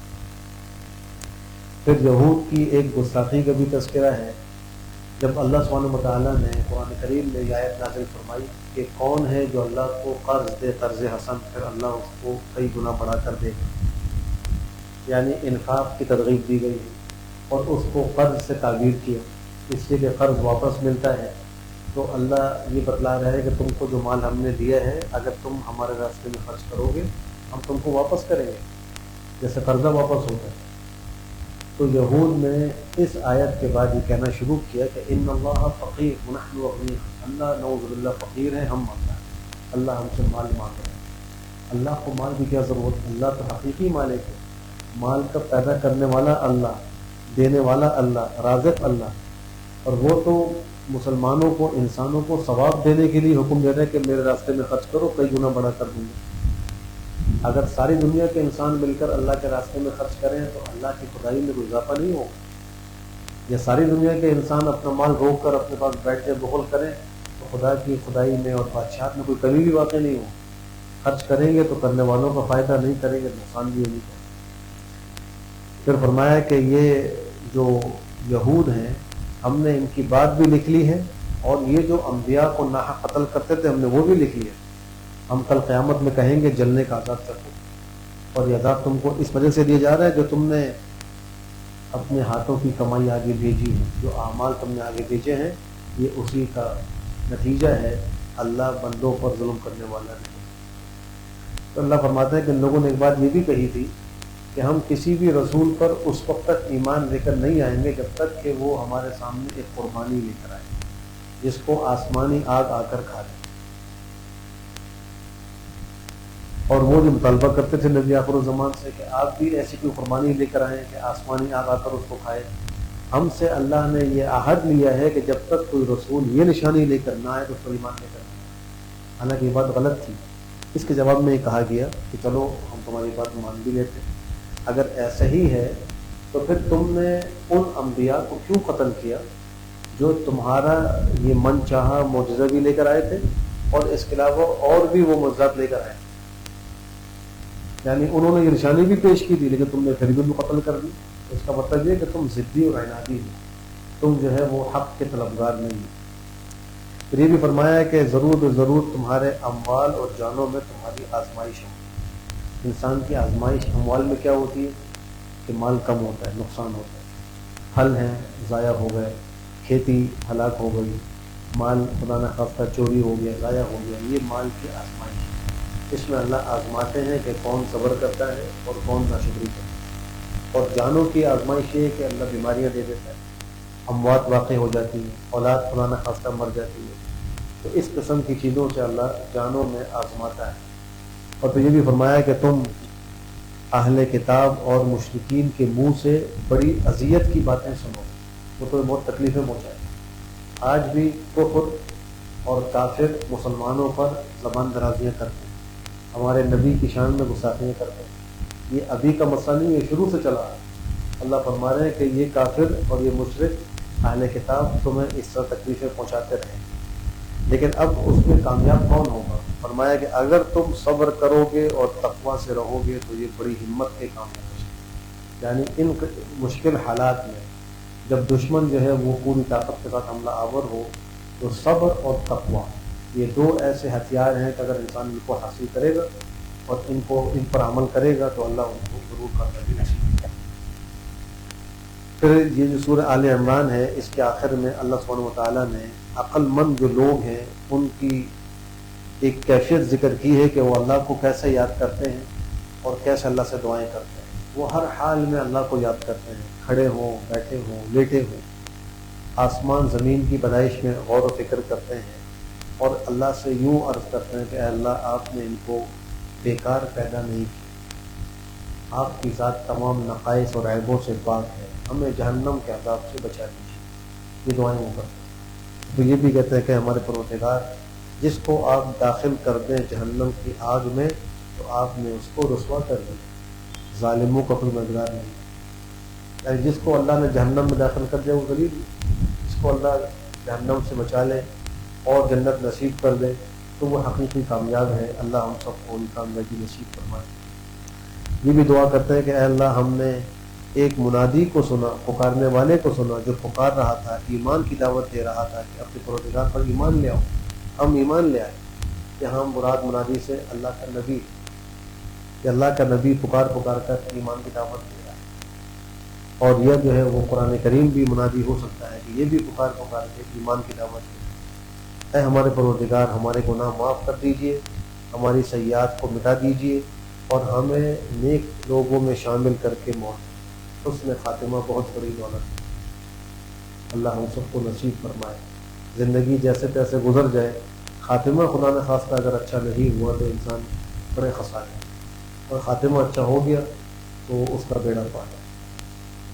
سورہ نساء کو نساء اس لیے کہتے ہیں کہ اس میں خواتین سے متعلق احکام ذکر کیے گئے, اور شروع ہی آیت میں اس بات کا تذکرہ ہے کہ اللہ نے انسانوں کو ایک جان سے پیدا کیا. اس ایک جان سے مراد حضرت آدم علیہ السلام, اور پھر انہی سے اللہ نے ان کا جوڑا بنایا. حضرت آدم کی پسلی سے, اور پسلی میں بھی جو ٹیڑھی والی پسلی تھی اور ٹیڑھا والا حصہ تھا اس سے اللہ نے ان کا جوڑا حضرت حوا کو بنایا. اور پھر ان دونوں سے اللہ نے آگے ان کی نسل کو پھیلایا, لڑکے اور لڑکیاں آگے اس طرح پیدا ہوتے رہے اور یہ دنیا آباد ہو گئی. تو فرمایا کہ اللہ سے بھی ڈرو جس کا نام لے کر تم ایک دوسرے سے سوال کرتے ہو, اور رشتے ناتوں سے بھی ڈرو, یعنی قطع رحمی کرنے سے ڈرو. آج بھی ہم عصر کے بعد جو حدیث پڑھ رہے تھے اس میں بھی یہی حکم تھا, یہی ترغیب تھی کہ جو آدمی چاہتا ہے کہ اس کی عمر میں برکت ہو جائے, اس کے مال میں برکت ہو جائے, تو اس کو چاہیے کہ وہ صلہ رحمی کرے, قرابت داروں کے حقوق کو ادا کرے, اور اپنے خاندانوں میں دیکھیں کہ کون ایسے سفید پوش ہیں, ضرورت مند ہیں, ان کی ضرورت خاموشی سے پوری کریں. بہت سے لوگ باہر تو خرچ کر لیتے ہیں لیکن خاندان اور گھر والوں میں جو مستحق ہوتے ہیں ان کا خیال نہیں کرتے, حالانکہ پہلا حق ان کا ہے, اس کے بعد دوسرے لوگوں کا حق ہے. اس لیے اپنے اموال میں اپنے قرابت داروں کا ضرور خیال رکھیں. پھر فرمایا کہ یتیموں کو ان کے اموال دے دو.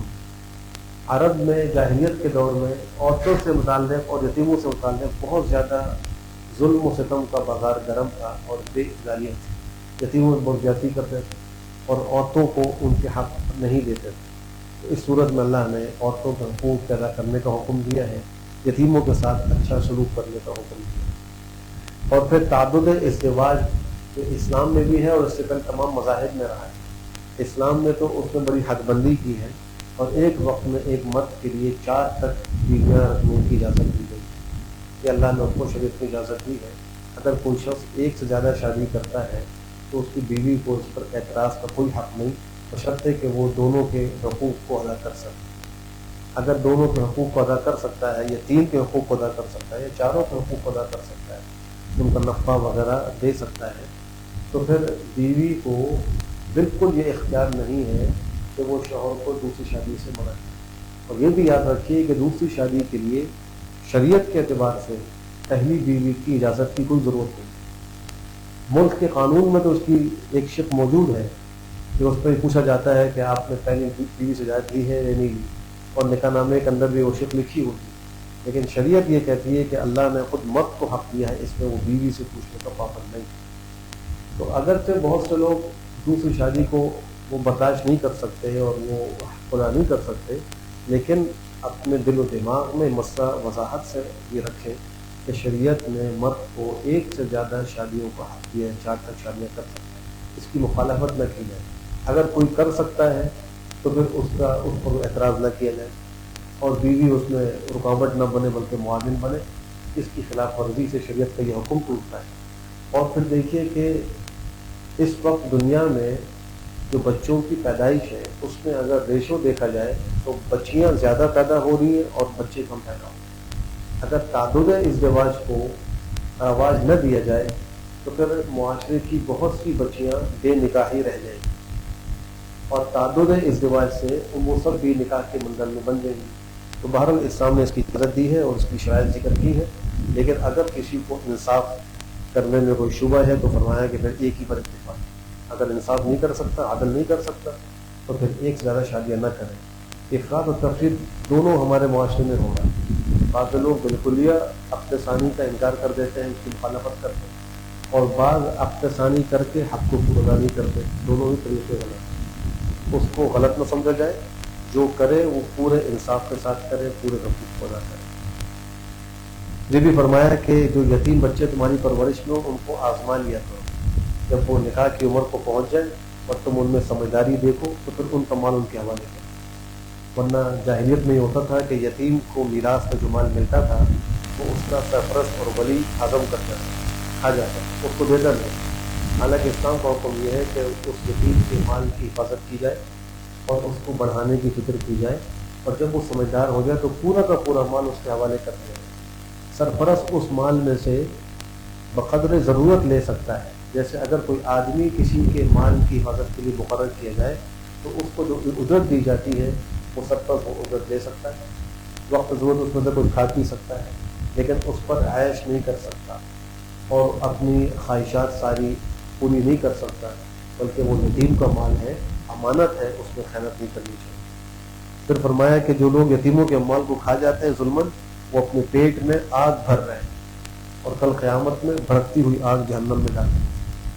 پھر میراث کے اندر جو حصے اللہ نے مقرر کیے ان کا تذکرہ بھی اس صورت کے آغاز میں موجود ہے. جب کسی آدمی کا انتقال ہو تو اس کے مال میں 4 قسم کے حقوق لازم ہو جاتے ہیں. پہلا حق یہ ہے کہ اس کی تجہیز و تدفین کے اخراجات اس کے مال میں سے نکال دیں. اگر کوئی رشتہ دار اپنی طرف سے انتظام کر دے تو اچھی بات ہے، کر دے، پھر مال کو نکالنے کی ضرورت نہیں. اور نہ ہو تو اس آدمی کے مال میں سے پہلے یہ خرچہ نکالا. اس خرچے کو نکالنے کے بعد دیکھا جائے کہ اس پر کوئی قرضہ ہے. اگر قرضہ ہے تو بقیہ مال سے اس کا قرضہ ادا کیا جائے. اگرچہ اس کا سارا مال قرضے میں لگ گیا تو سارا مال قرضے میں لگایا جائے. اور پھر تیسرا حق یہ ہے کہ قرضہ ادا کرنے کے بعد، یہ قرضہ نہیں تھا، اس نے کوئی جائز وصیت کی. جائز وصیت کا مطلب یہ ہوتا ہے کہ اس نے کسی ناجائز کام کی وصیت نہیں کی اور 1/3 مال سے زیادہ کی وصیت نہیں کی، تو یہ جائز وصیت. اگر کوئی شخص 1/3 مال سے زیادہ کی وصیت کرے تو شرع نہیں کراتا. یا کوئی شخص اپنے وارث کے لیے وصیت کرے. بہت سے لوگ ہیں اپنے بیٹے بیٹی کے لیے یا بیوی کے لیے وصیت کر جاتے ہیں، تو یہ وصیت شریعت میں غیر معتبر ہے، ایسا کوئی اعتبار ہے. وارث کو تو میراث میں جو حصہ ہے وہ ملے گا، اور اس کے لیے وصیت نہیں، وصیت غیر وارثوں کے لیے۔ مثلاً اگر بیٹا موجود ہے تو دادا جو ہے پوتے کے لیے وصیت کر سکتا ہے، کیونکہ بیٹے کی موجودگی میں پوتا دادا کا وارث نہیں بنتا۔ اگر اولاد موجود ہے تو مرنے والے کے جو بھائی ہیں وہ وارث نہیں بنتے، بیٹا اگر موجود ہے تو پھر اپنے بھائیوں کے لیے وصیت کر سکتا ہے، لیکن وہ بھی تہائی کے اندر ہو، تہائی سے زیادہ نہ ہو۔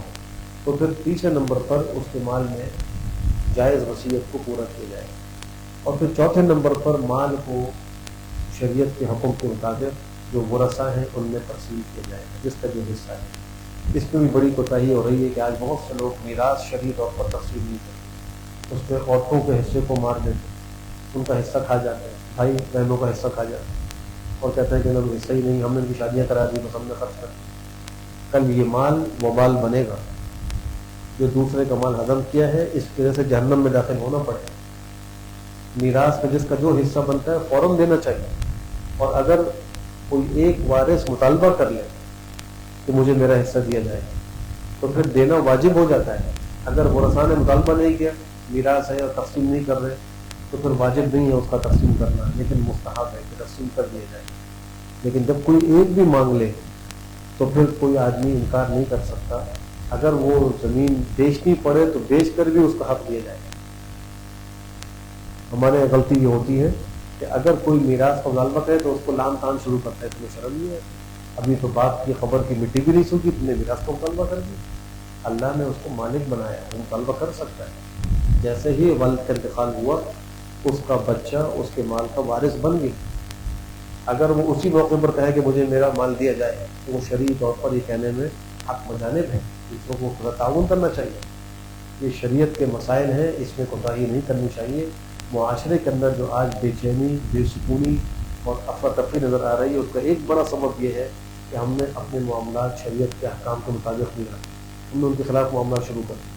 تو اپنے مالی معاملات کو بھی شریعت کے مطابق کیجیے، اور اپنے معاشرتی معاملات کو بھی شریعت کے مطابق کیجیے۔ پھر اس کے بعد یہ فرمایا کہ جو لوگ بے حیائی کا ارتکاب، جو عورتیں بے حیائی کا ارتکاب ہیں، اس میں ایک تو ہم جنس پرستی کرنے والی خواتین، ایسے ہی ہم جنس پرستی کرنے والے مرد، ان دونوں کے لیے سزاؤں کا ذکر ہے کہ ان کی تعزیرات ہیں، ان پہ شرعی اعتبار سے قاضی تعزیر کا فیصلہ کر کے ان کو سزا دے گا، جیل میں بھی ڈالا جا سکتا ہے، کوڑے بھی مارے جا سکتے ہیں، اور شہر بدر بھی کیا جا سکتا ہے۔ اور آج تو بہت سے ممالک کے اندر ہم جنس پرستی کو قانونی حیثیتیں حاصل ہو رہی ہیں، اور اسلامی ممالک کے اندر بھی بہت سے لوگ تحریکیں چلا رہے ہیں کہ یہاں بھی ہم جنس پرستی کو جو ہے وہ قانونی شکل دی جائے، اور یہ انسان کا ایک اختیار ہے، آزادی ہے۔ یاد رکھیے، جس انسان نے کلمہ پڑھا ہے وہ آزاد نہیں ہے، وہ اللہ کی غلامی میں ہے، وہ شریعت کا پابند ہے۔ وہ یہ نہیں کہہ سکتا کہ میرا جسم میری مرضی، میرا مال میری مرضی، جو چاہوں کر دوں۔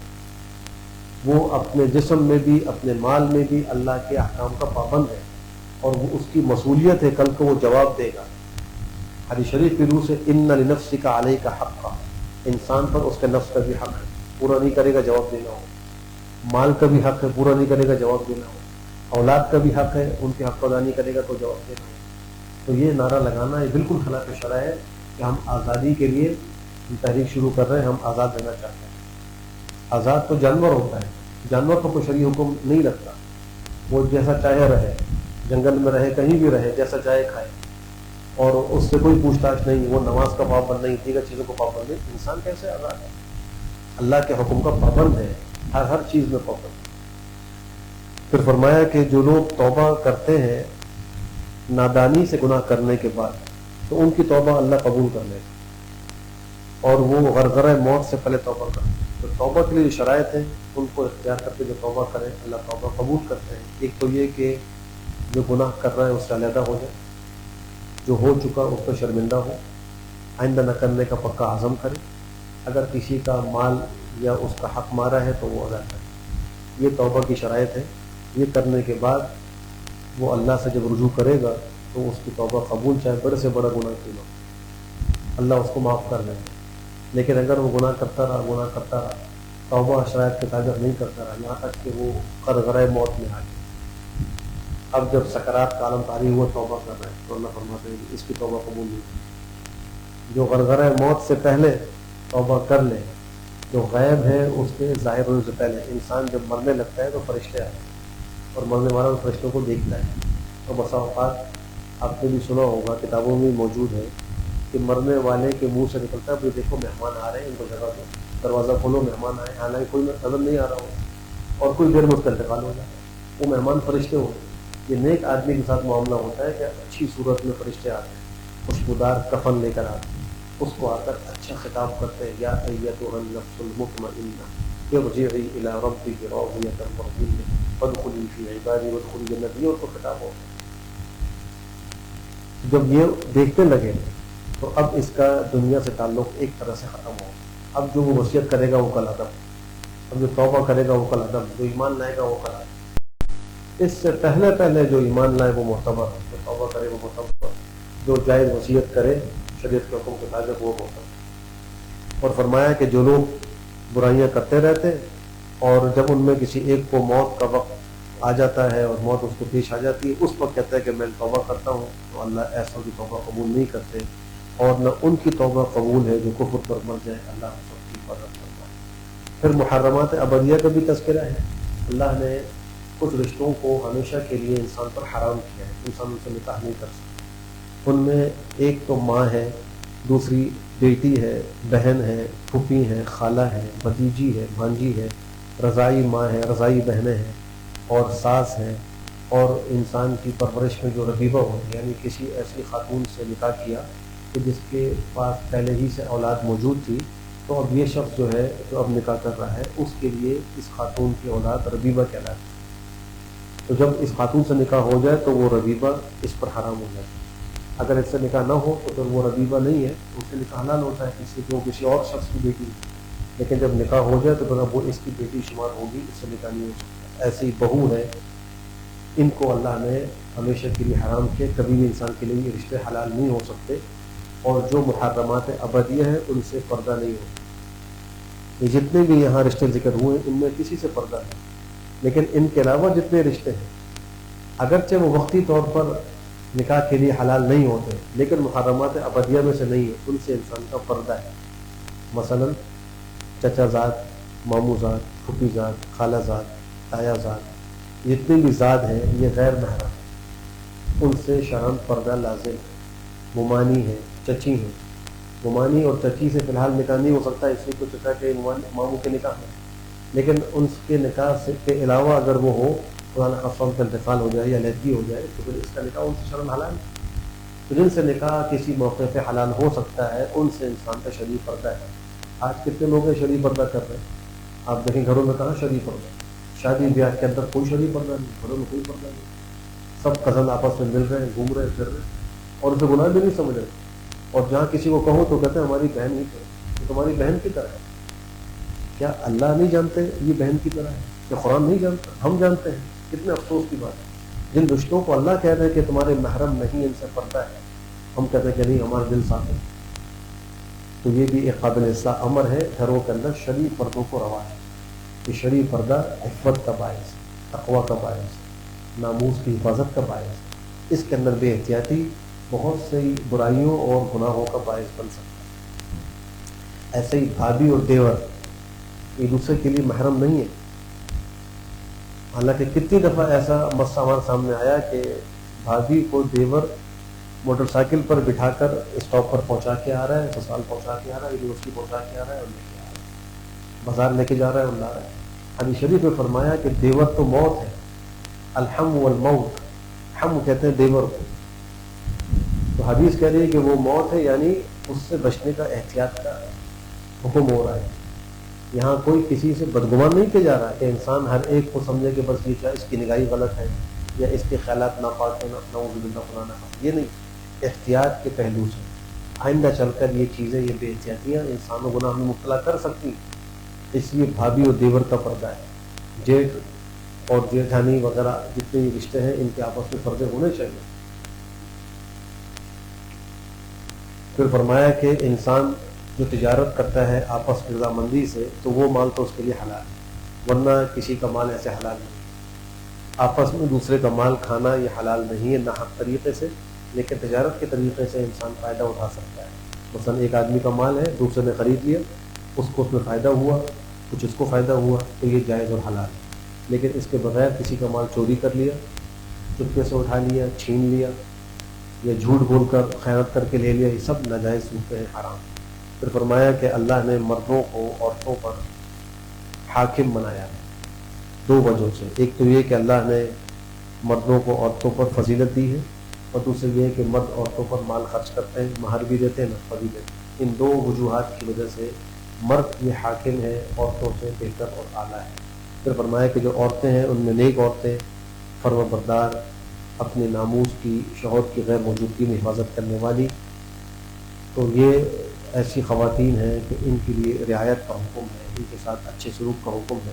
اور فرمایا کہ جن عورتوں سے تم کو نافرمانی کا خوف ہو تو تم ان کو نصیحت کرو، ان کے بستروں کو الگ کرو، ان کی کچھ پٹائی بھی کرو۔ اگر تمہاری بات مان لے تو پھر ان پر زیادتی کا راستہ تلاش نہ کرو، بے شک اللہ علی اور کبیر ذات۔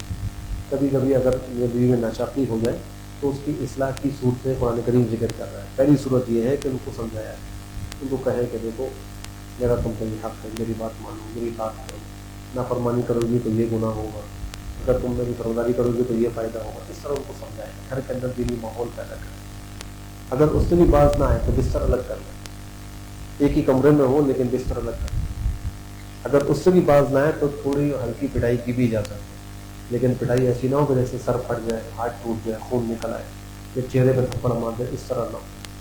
ایک دھپ لگا دی، اس طریقے سے کچھ پٹائی بھی کر سکتا ہے ضرورت کے موقع پہ، لیکن یہ بھی یاد رکھیے کہ اللہ نے اس پٹائی کے طریقے کو انبیاء سے عملی طور پر ظاہر نہیں کروایا۔ کسی نبی نے اپنی بیوی کی پٹائی کی، بستر کو الگ کر لیا، نصیحت بھی کی، کچھ دنوں کی لڑکی اختیار کی، لیکن پٹائی نہیں۔ تو یہ پٹائی کرنا ایک شریف آدمی کا کام نہیں، اس میں تو احتیاطی کرنی چاہیے، لیکن اگر ضرورت کے موقع پر حدود میں رہ کر اس نے پٹائی کی ہے تو اس کو ظالم بھی ہم نہیں کہہ سکتے۔ قرآن کریم کر رہا ہے وَاضْرِبُوهُمْ ہو، ضرورت ان کی پٹائی کر سکتے ہیں۔ اور پھر بھی اگر معاملہ حل نہ ہو تو پھر دونوں جانب سے ایک ایک حکم مقرر کر کے معاملے کو سلجھانے کی کوشش کی۔ ایک حکم مرد کے خاندان سے، ایک حکم عورت کے خاندان سے، پھر آپس میں وہ فیصلہ کرے اور اس فیصلے پر دونوں راضی ہو جائیں، ان میں نباہ کی صورت پیدا کر دی جائے۔ یہ چار صورتیں مسئلہ حل کرنے کی۔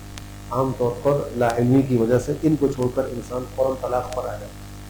یہ طلاق تو انتہائی مجبوری اور انتہائی جو ہے وہ مایوسی کے وقت کا فیصلہ ہے کہ جب انسان ہر طرح سے ناکام ہو جائے، نا امید ہو جائے، کوئی صورت نظر نہیں آ رہی، اللہ کی جو ہے وہ شریعت ہے وہ ٹوٹ رہی ہے، تو پھر طلاق کا راستہ ہے، ورنہ اس سے پہلے کے جو مراحل ہیں ان کو پورا کرنا چاہیے۔ پھر طہارت اور وضو کے احکام بھی ذکر کیے ہوئے اس صورت میں، اور وضو کے 4 فرائض اس صورت میں اللہ نے ایک مقام پہ ذکر کیے ہیں۔ پہلا فرض یہ ہے کہ چہرے کو اچھے طریقے سے دھونا، پیشانی کے بال سے لے کر انگلی کے نیچے تک، ایک کان کی لو سے لے کر دوسرے کان کی لو تک، یہ پوری ایک حد ہے، اس کو ایک دفعہ اچھے طریقے سے دھونا یہ فرض ہے۔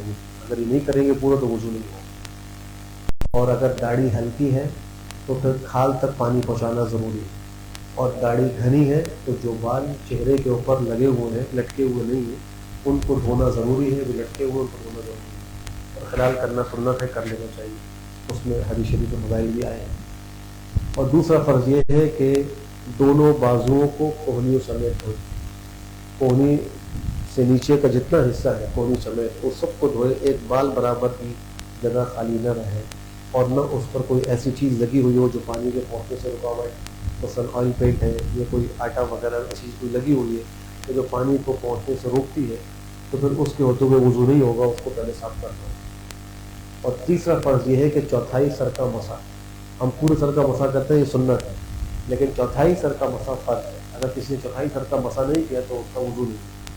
اور چوتھا فرض یہ ہے کہ دونوں پیروں کو تختوں سمیت دھونا، اگر اس نے چمڑے کا موزہ پہنا ہے تو مسح کر سکتا ہے، لیکن اگر چمڑے کا موزہ نہیں ہے تو پھر اس کو پیر دھونا ہوگا۔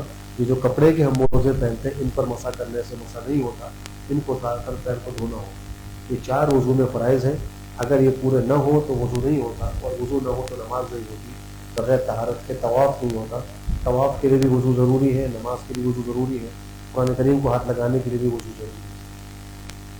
پھر اللہ نے یہود کی کچھ اور فرائضیں بھی ذکر کی ہیں کہ یہ لوگ طاغوت اور جبت پر ایمان لاتے ہیں، کافروں کو کہتے ہیں کہ یہ کافر مسلمانوں سے زیادہ راہ راست ہے، کعب بن اشرف یہودی نے یہ بات کہی تھی جب ابو سفیان نے ان سے پوچھا تھا جس وقت مسلمان نہیں ہوئے تھے کہ ہم لوگ زیادہ ہدایت پر ہیں یا یہ اللہ کا نبی جو اپنے آپ کو کہتا ہے یہ زیادہ ہدایت پر ہے مسلمان. تو اس کعب بن اشرف یہودی نے کہا تم کیا کرتے ہو؟ کہا کہ ہم بیت اللہ کے نگہبان ہیں, حاجیوں کو پانی پلاتے ہیں, ہم غریبوں کی مدد کرتے ہیں وغیرہ وغیرہ اپنے سارے کارنامے ذکر کی. اور کہا کہ ان لوگوں کا کام کیا ہے؟ کہا کہ انہوں نے اپنے سابقہ دین کو چھوڑ دیا ہے اور آپس میں جدائی ڈال دی ہے اور گھروں کے اندر فساد کر دیا ہے, تو ہم اچھے ہیں یا وہ اچھے ہیں؟ تو اس نے کہا نہیں, تم صحیح راستے پر ہو, وہ گمراہ ہے. اللہ فرماتا ہے کہ ظالم ایسے ان پر اللہ کی لعنت ہے. پھر منافقین کا ایک حال ذکر کیا کہ یہ منافق بھی ایسے ہیں کہ اللہ کے نازل کردہ کی طرف نہیں آتے بلکہ طاغوت کے پاس اپنے مقدمات کو لے کے جاتے ہیں. ایک واقعہ پیش آیا تھا اور وہ یہ تھا کہ ایک یہودی اور منافق کا آپس میں جھگڑا تھا. فیصلہ لے کر نبی کی خدمت میں آئے تو آپ نے مسئلہ سننے کے بعد یہودی کے حق میں فیصلہ کر دیا. تو منافق نے کہا کہ میں اس فیصلے پہ راضی نہیں ہوں, حضرت عمر کے پاس چلتے ہیں وہ فیصلہ کریں. جب وہاں پہنچے تو حضرت عمر کو پوری بات بتلائی کہ ایسے ایسے ہم پیغمبر کے پاس گئے تھے, انہوں نے یہودی کے حق میں فیصلہ دیا ہے, میں نے اس کو نہیں مانا, آپ کا فیصلہ کرانے کے لیے آئے. اچھا ہو گئے, اندر تلوار لے کر آئے اور منافق کی گردن اڑا اور کہا کہ جو میں نبی کے فیصلے پر راضی نہیں اس کا عمر فیصلہ ایسے ہی کرتا ہے. اب منافقین نے بڑا واضح مچایا کہ یہ تو مصالحت کے لیے گیا تھا اور اس کا مقصد نیک تھا, حضرت عمر نے بڑی زیادتی کر دی, اس کو قتل کر دیا. اللہ نے اس میں آیتیں اتاری, یہ بڑے ظالم ہیں. ادھر دن پر یہ مصیبت پہنچی تو پھر یہ قسمیں کھاتے ہیں آ کر کے ہمارا مقصود تو نیکی تھا, موافقت تھا. اللہ فرماتے ہیں کہ یہی لوگ ہیں ان کے دلوں میں جو ہے اللہ جانتا ہے. اے نبی آپ ان سے اعراض کر لیجیے, ان کو نصیحت کیجیے اور ان کو ایک مؤثر بات کیجیے, لیکن ان کے دعوے کو فیصلے کو جو ہے وہ قبول نہیں کیا گیا اور وہ جو ایک بدلہ لینا چاہتے تھے اس کو منظور نہیں کیا گیا, بلکہ حضرت عمر کے فیصلے کو درست قرار دیا. یہ بھی اللہ نے فرمایا کہ آپ کے پروردگار کی قسم یہ مومن نہیں ہو سکتے یہاں تک کہ اپنے آپس کے اختلاف کے معاملات میں یہ آپ کو حکم نہ بنا لیں اور پھر آپ کے فیصلے پر اپنے دلوں میں کوئی تنگی محسوس نہ کریں. اس کا مطلب یہ ہوا کہ انسان کامل مومن اسی وقت ہو سکتا ہے کہ جب وہ اپنے معاملات میں اللہ کے نبی کو حکم اور فیصل مانے اور ان کے فیصلے کو دل سے تسلیم کرے, تو وہ کامل مومن ہے, ورنہ وہ کامل مومن ہے. منافقین کا حال یہ ہے کہ پیغمبر کے فیصلے کو نہیں. پھر منافقین میں کچھ لوگ مسلمانوں کے پاس آئے, اپنا ایمان ظاہر کیا, پھر کافروں کے واپس چلے گئے اور کچھ اپنے گھروں کو لوٹ گئے. تو صحابہ کے ان کے بارے میں کچھ آپس میں اختلاف ہوتے مومن ہیں یا نہیں. تو اللہ نے فرمایا تم کیوں ایسے منافق کافروں کے بارے میں دو گروہ ہو رہے ہو؟ یہ تو منافق ہے اور یہ پکے منافق ہیں, یہ تو کافر ہیں. اور ان میں کچھ حال مزید ذکر ہوا کہ یہ کیسے جو ہے وہ مسلمانوں پر زیادتیاں کرتے ہیں اور کیسے لڑنے کے لیے خلاف لاتے ہیں. پھر یہاں یہ بھی ذکر ہوا ہے کہ جب تم کو سلام کیا جائے تو سلام کا جواب اچھی طریقے سے دو, یہ کم سے کم وہی واپس اس کو لوٹاؤ. تو اس میں حکم یہ ہے کہ السلام علیکم کہنا یہ سنت. جب کوئی آدمی کسی کو سلام کرے تو جس کو سلام کیا ہے اس میں جواب دینا واجب, وعلیکم السلام واجب. لیکن اس میں بہتر یہ ہے کہ اگر کسی نے السلام علیکم کہا ہے تو جواب آ جائے وعلیکم السلام ورحمۃ اللہ. کسی نے اگر کہا السلام علیکم ورحمۃ اللہ تو جواب میں کہیں وعلیکم السلام ورحمۃ اللہ وبرکاتہ. اور اگر کسی نے پورا سلام کیا تو آپ جواب پورا کریں, یعنی السلام علیکم ورحمۃ اللہ وبرکاتہ, تو کہے وعلیکم السلام ورحمۃ اللہ وبرکاتہ. تو اس بات کا بھی ذکر ہے کہ کوئی مومن کسی مومن کو جان بوجھ کے قتل نہیں کر سکتا. کامل مومن کسی مومن کو جان بوجھ کے قتل نہیں کر سکتا. اگر قتل ہوگا تو خطا غلطی سے. آج تو بڑی آسانی سے مسلمان ایک دوسرے کو قتل کر رہے ہیں اور دنیا کے معمولی سے مال کے عوض میں کر رہے ہیں, موبائل کے پیچھے کر رہے ہیں. تو ایسے لوگوں کے اندر ایمان کامل ہے. اگر ایمان کامل ہوتا تو وہ کبھی بھی ایسے قتل نہیں. پھر فرمایا کہ اگر ایسے قتل ہو جائے خطان, تو اس کا ایک دیت کا ایک قانون ہے. ایک تو غلام آزاد کرنا یہ کفارہ ہے اور پھر دیت دی جائے گی اس کے لوارثین کو, مقتول کے ورثاء کو. اگر وہ معاف کر دیں تو معاف کی دیت ملے گی. بہت سے لوگوں کی گاڑیوں کی ٹکر سے کبھی کبھی حادثہ پیش ہوتا ہے اور کوئی جانی نقصان ہوتا ہے, تو یہ بھی قتل خطا کے زمرے میں آتا ہے. غلطی سے ایسا وہ چاہے چلانے والے کی غلطی تھی یا اس آدمی کی غلطی تھی، غلطی سے آگے، اور اس نتیجے میں وہ مارا ہے، تو اب اس شخص پر کفارہ بھی ہے اور دیت بھی ہے۔ بہت سے لوگ مسئلہ جاننے کی وجہ سے نہ کفارہ دیتے ہیں اور نہ دیت بھی۔ اب کفارہ کیا ہے؟ یا تو غلام آزاد کرنا ہے، آج کل تو غلام ہے نہیں، تو پھر اس کے علاوہ 2 مہینے کے لگاتار روزے رکھیں، تو اس کو 2 مہینے کے روزے رکھنے پڑیں گے، یہ کفارہ ہے۔ اور دیت دینی ہوگی، دیت 100 اونٹ ہے یا اس کی قیمت، یا جس پر وہ لوگ مصالحت کریں گے، جتنے پہ راضی ہوں تو وہ اس کو دینا ہوگا۔ اگر وہ معاف کر دیں تو معاف بھی ہو جائے گا، دیت ثابت ہو جائے گی۔ پھر کفارہ اس کو دن میں قتل خطا کے اندر ہوتا ہے، بہت سے لوگوں سے غلطی ہوتی ہے اور وہ کفارہ ادا نہیں کرتے، کہ بھائی کفارہ ادا کریں، یہ واجب ہے، ورنہ پھر اس کا جواب دے گا۔ پھر فرمائے گا جو کسی کو جان بوجھ کے قتل کر دے تو اس کی جزا جہنم، اس کی ہمیشہ ہمیشہ اس پر اللہ کا غضب ہوگا، اللہ کی لعنت ہوگی، اللہ نے اس کے لیے عذاب عظیم تیار کر رکھا ہے۔ 5 سزائیں ذکر ہوئی ہیں قتل عمد، اور قصاص کا اگر قانون موجود ہو تو قتل عمد میں قصاص لازم ہے، اور بدلے میں قاتل کو قتل کیا جاتا ہے۔ پھر ہجرت کی ضرورت اور اس کی فضیلت کو بھی ذکر کیا گیا ہے۔ جو لوگ ہجرت نہیں کر سکے تھے ان پر جو ایک وعید آئی اس کا ذکر ہے۔ اور ایک صحابی وہ تھے کہ جب یہ آیتیں نازل ہوئیں اور مکہ مکرمہ میں بھیجی گئیں تو بڑے ضعیف ہو چکے، انہوں نے وہ سننے کے بعد اپنے بیٹوں سے کہا کہ مجھے سواری پہ سوار کرو اور میں ہجرت کروں گا۔ نکلے گھر سے، ابھی کچھ ہی دور گئے تھے تو اس کا کر لیا، اگر کہ منزل پر نہیں پہنچ سکا اللہ اس کو وہ 2 رکعتیں پڑھے گا 4 دن۔ اور اگر سفر میں کوئی نماز قضا ہو جائے اور حالت اقامت میں ان کو وہ ادا کر رہا ہے تو وہ قصر والی ہی نماز ادا کرے گا، 2 رکعتیں۔ اور اگر حالت اقامت کی کوئی قضا نمازیں ہیں اور سفر میں اس کو موقع ملا پڑھ رہا ہے تو وہ آدھی نہیں پڑھے گا، وہ پوری پڑھے گا۔ تو جس حالت میں نماز قضا ہوئی ہے اعتبار اس حالت، سفر کی حالت میں ہو تو وہ قصر ہی پڑھے، اور اگر اقامت کی حالت میں ہو تو وہ پوری پڑھے۔ پھر نماز خوف کا مسئلہ ذکر ہوا۔ نماز خوف شریعت میں مشہور ہے۔ کبھی جنگ کے دوران اگر فوج کو نماز پڑھنے کا موقع نہیں مل رہا تو کیسے نماز پڑھیں گے؟ ایک امام کے پیچھے اگر ہم چاہتے ہیں تو اس کا طریقہ ذکر ہوا ہے کہ امام اس لشکر کو یا فوج کو 2 حصوں میں تقسیم کرے، ایک حصے کو پہلے ایک رکعت پڑھائے گا اور پھر یہ حصہ جو ہے گا مشکل کے مقابلے میں دوسرا ہے اور ان کو 1 رکعت پڑھائے گا۔ اس طرح 2 رکعتیں اگر پڑھنی ہو یا پڑھنی ہو، 4 ہو تو 2 ایک کو پڑھائے، 2 ایک کو پڑھائے۔ اور احادیث میں اس کے 10 سے زیادہ طریقے منقول ہیں، مختلف ائمہ نے ان کو اختیار کیا ہے، تفصیل کو اللہ الحمد للہ رب العالمین، والصلاۃ والسلام علی خیر خلق۔ اے اللہ ہمارے گناہوں کو معاف کر، اے اللہ ہم سب پر رحمتوں کی بارش نازل کر، اے اللہ ہم سب کو اس ماہ مبارک سے خوب استفادے کی توفیق دے، اوقات کو ضائع کرنے سے، غفلت میں گزارنے سے حفاظت فرما۔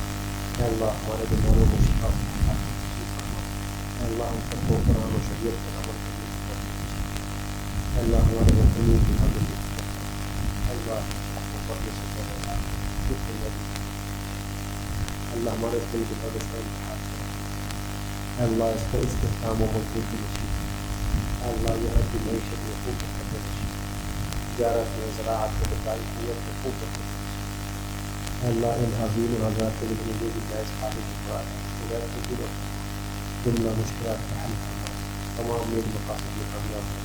ربنا تقبل منا وتب علينا انك انت التواب الرحيم، وصلى الله تعالى على خير خلقه محمد وعلى اله وصحبه اجمعين برحمتك يا